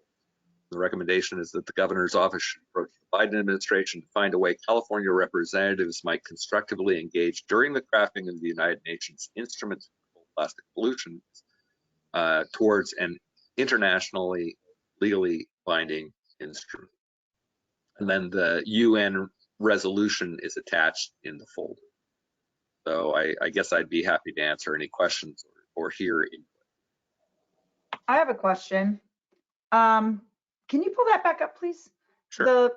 On the policy, I think some of the things, the recommendations have already been implemented, correct? Yeah, that's true. And so, for instance, recommendation number 3 used to have details, and I just replaced that with the highlighted language. That's been implemented. Why don't we just change the policy for the July report and note in the report that we thank the legislature for taking action on those things that we had already recommended. We should probably have an entire section on thanking the legislature for what they did take action on based on our recommendations. And then the current recommendations for this report would be clean slate, not looking Separate. backwards, but just for what our future recommendations are. Otherwise, it's going to be confusing. We're just adding and adding when things get I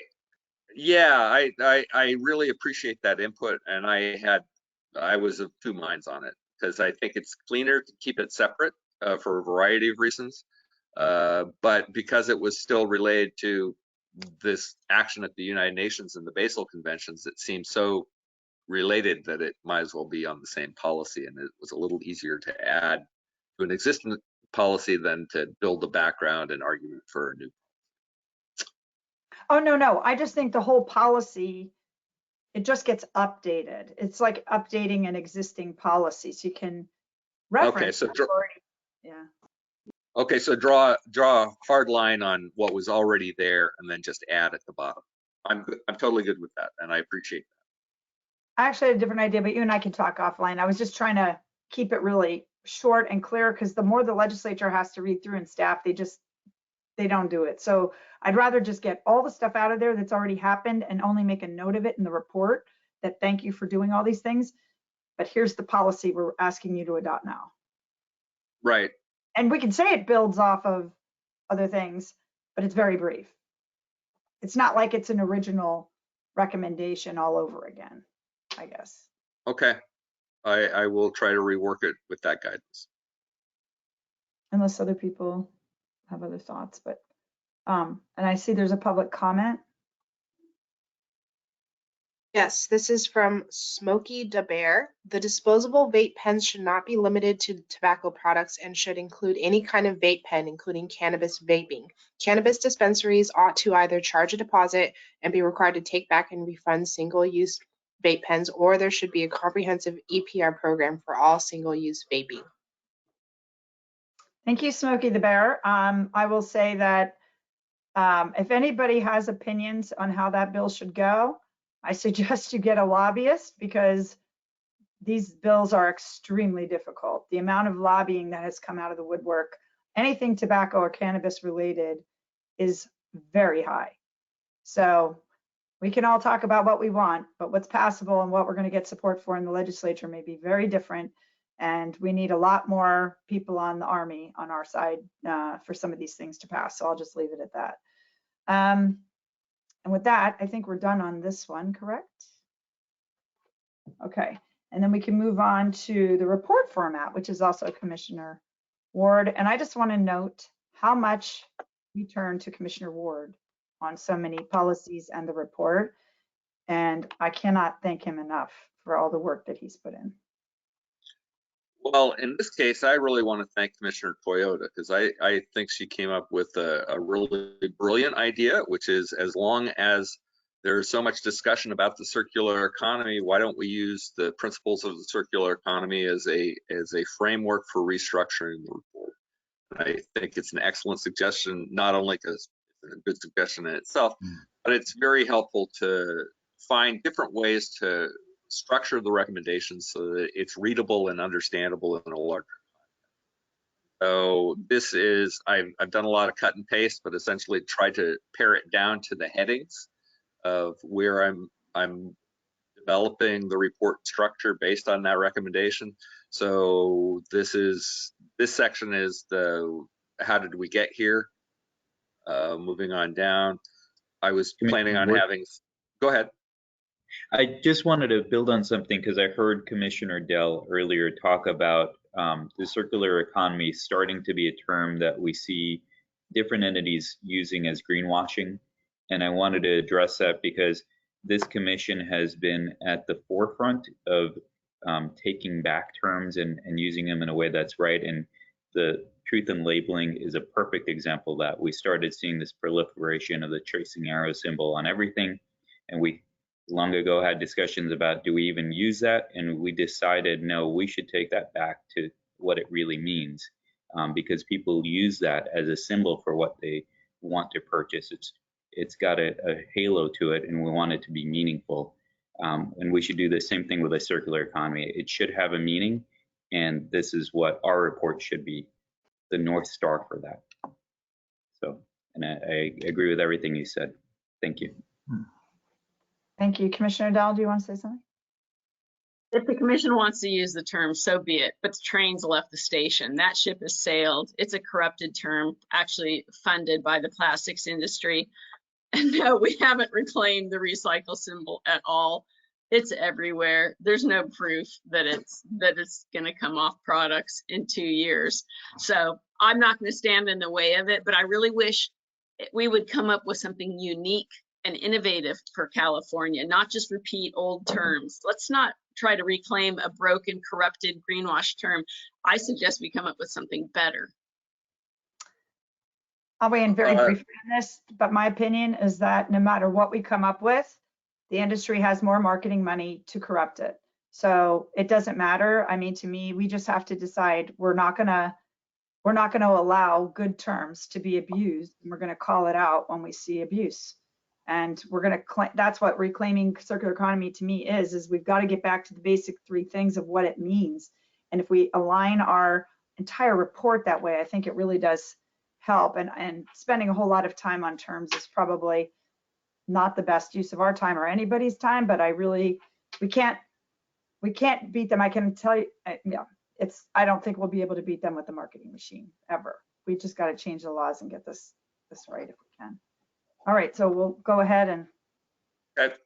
So my thought on that is I certainly brought forth the donut economics. I think it's very helpful to have an overall framework to place our policy recommendations. And since a lot of folks are talking about a circular economy, and in all honesty, as I'm looking at the way those terms are used, I agree with Commissioner Dell that it's being not accurately represented. And part of what the control of this commission is to clarify those kinds of things.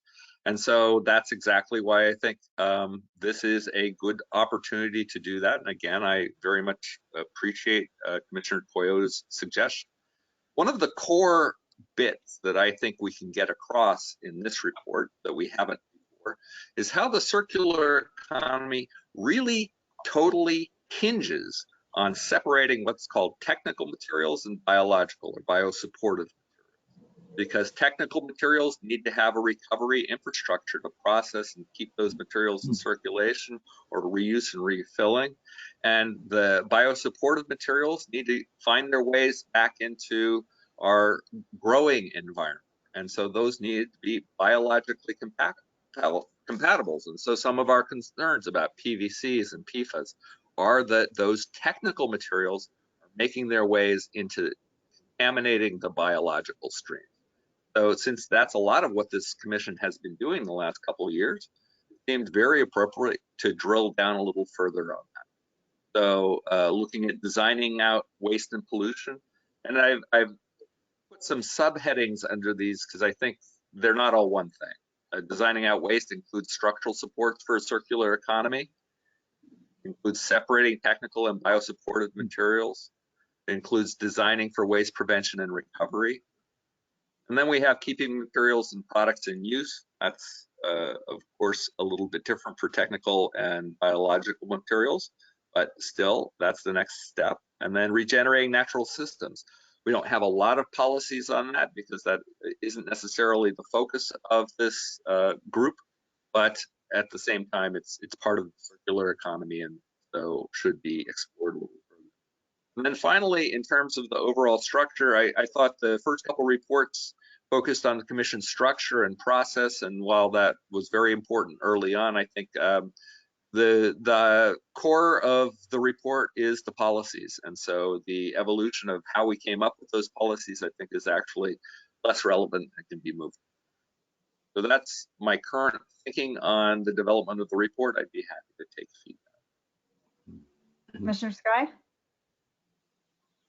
Just to bolster that separation of the technical and biological, I think is really important. It's something that I think many of us have read the book Cradle to Cradle, and it makes that point really clearly.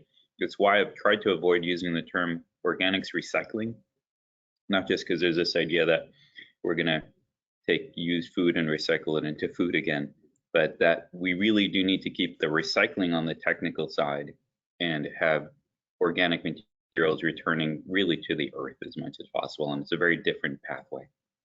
So I really love these changes. I think this is great.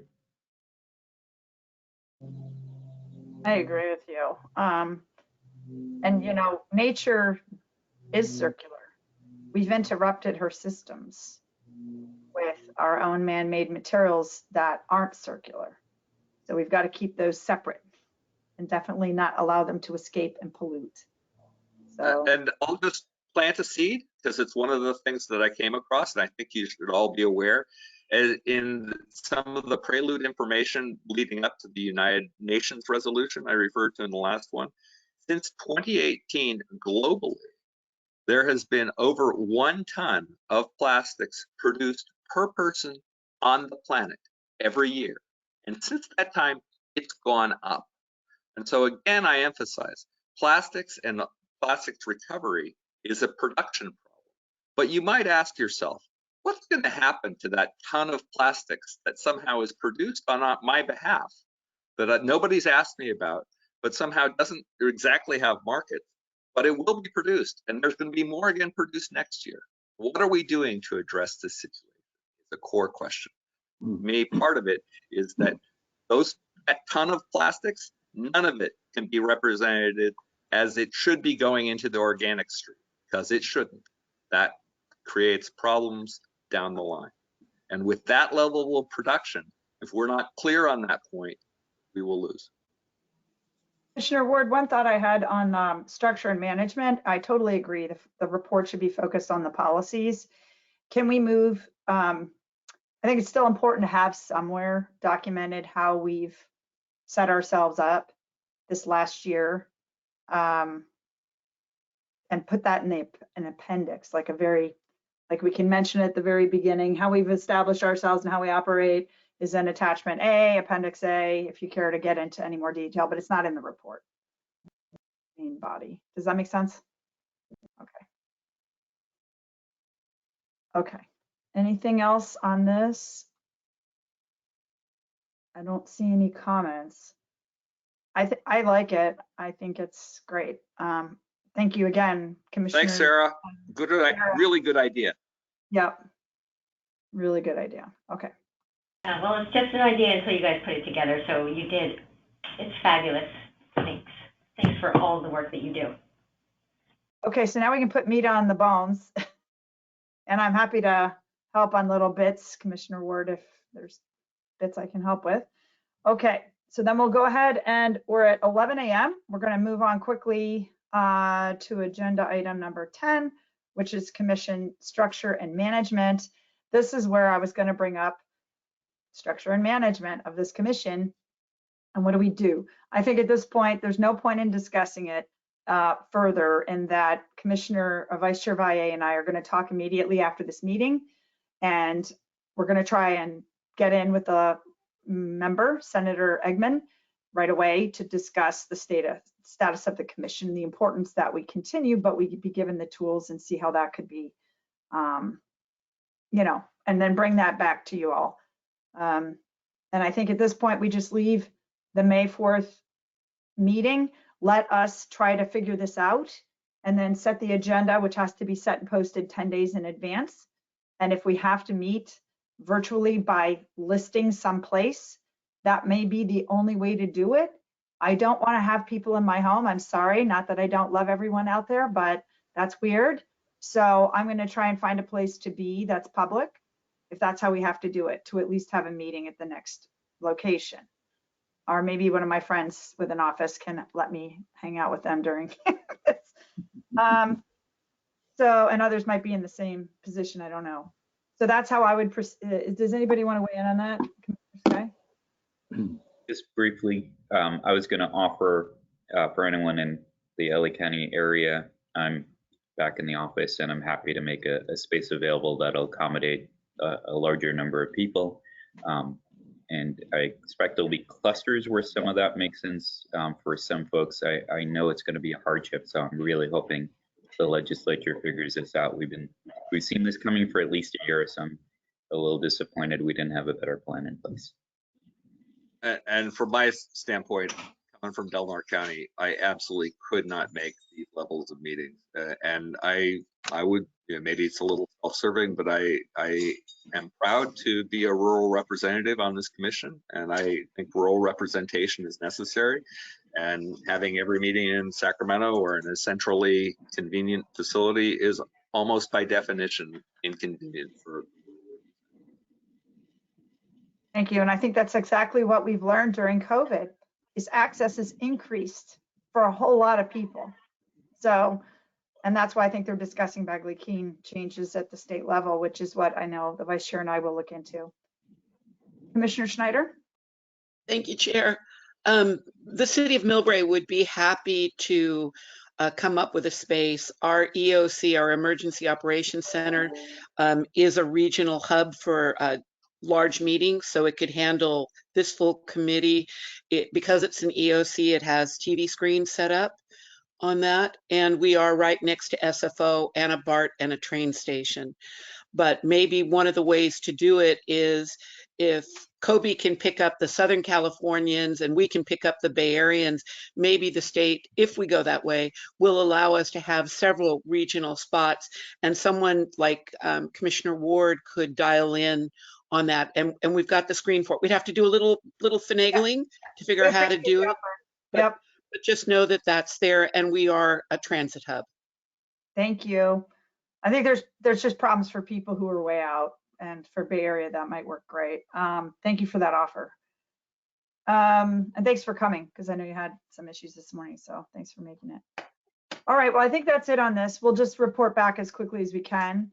And we can move on to agenda item number 11, which was data review and requests that we had from CalRecycle. Does anybody want to, I think at this point, I think Commissioner or Director Maki Wagner has already responded to some, unless there's other staff from CalRecycle that wanted to respond to any other data requests, or commissioners that had data requests they want to remind them to get us. Yeah, I'd be curious. I think CalRecycle approved some of the thermoform quality incentive payments. And I'd be curious to find out either how many or see a list of the MRFs. I understand there were more than 2, which is what we were told would happen. So I'd like to know more about the approvals of the plastic.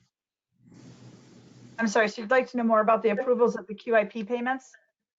Yeah, the plastic QIP, the new one that was instituted this year. Is there anyone from CalRecycle on? And I see Commissioner Madrano just rejoined us. Thank you. Yeah.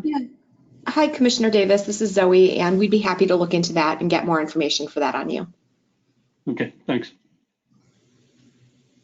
Thank you. Okay, I don't see or hear. Oh, Commissioner Ward.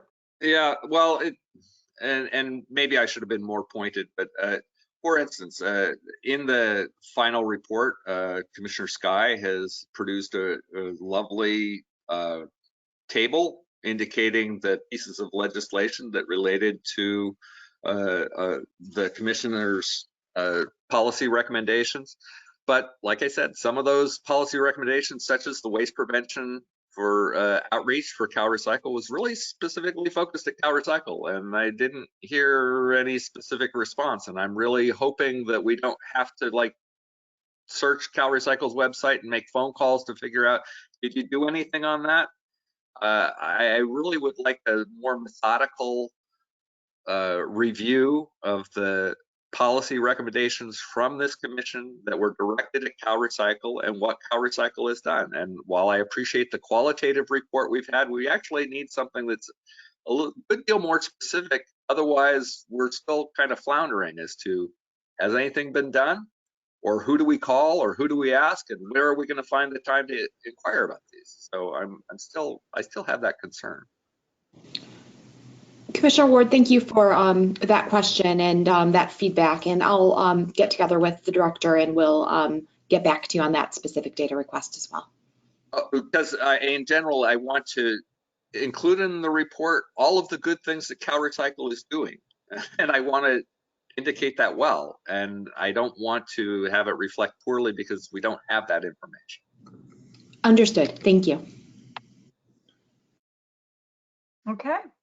I don't see any other comments in the chat, so I guess we can go ahead and move on to item 12, which is our next meeting and agenda items for future meetings, which are all up in the air right now, but we should plan on having a future meeting. So I will just say I will base the agenda off of pretty much exactly what we did today, because we didn't adopt anything, except for obviously Director Wagner probably will not be here. So that will leave us more time for other policies. And I know there's other policies that people gave us.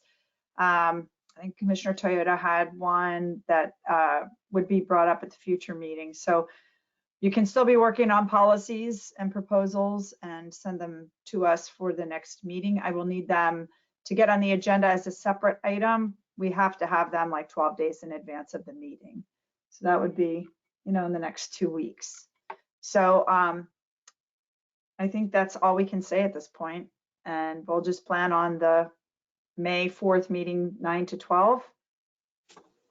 Basically same agenda without the director and taking up policies. So unless I see any other comments, I don't. So we can go ahead and move on to agenda item 13, which is the meeting summary and closing. I just want to say thanks again. Got it thrown a little curveball today. And our commissioners, as always, work through these things and discuss them. And it was nice having Director Wagner here today because that was kind of helpful. So we didn't feel like we were stepping out of bounds too much. We didn't vote on anything. This was simply just airing existing work that had already been done. And everybody out there has the ability to review everything we discussed today. It's all posted. And you've got a month to actually give us feedback before the next meeting or at the next meeting, hopefully May 4th. So we'll plan on that. But I will let you all know as soon as Vice Chair Valle and I are going to talk immediately after this and figure out a plan of action, and we will keep you posted. So with that, thank you again for all your hard work. It's amazing, and I'm really super proud of this commission. I'm honored to be here with you. All right, well, hopefully we'll see you in a month, Take care.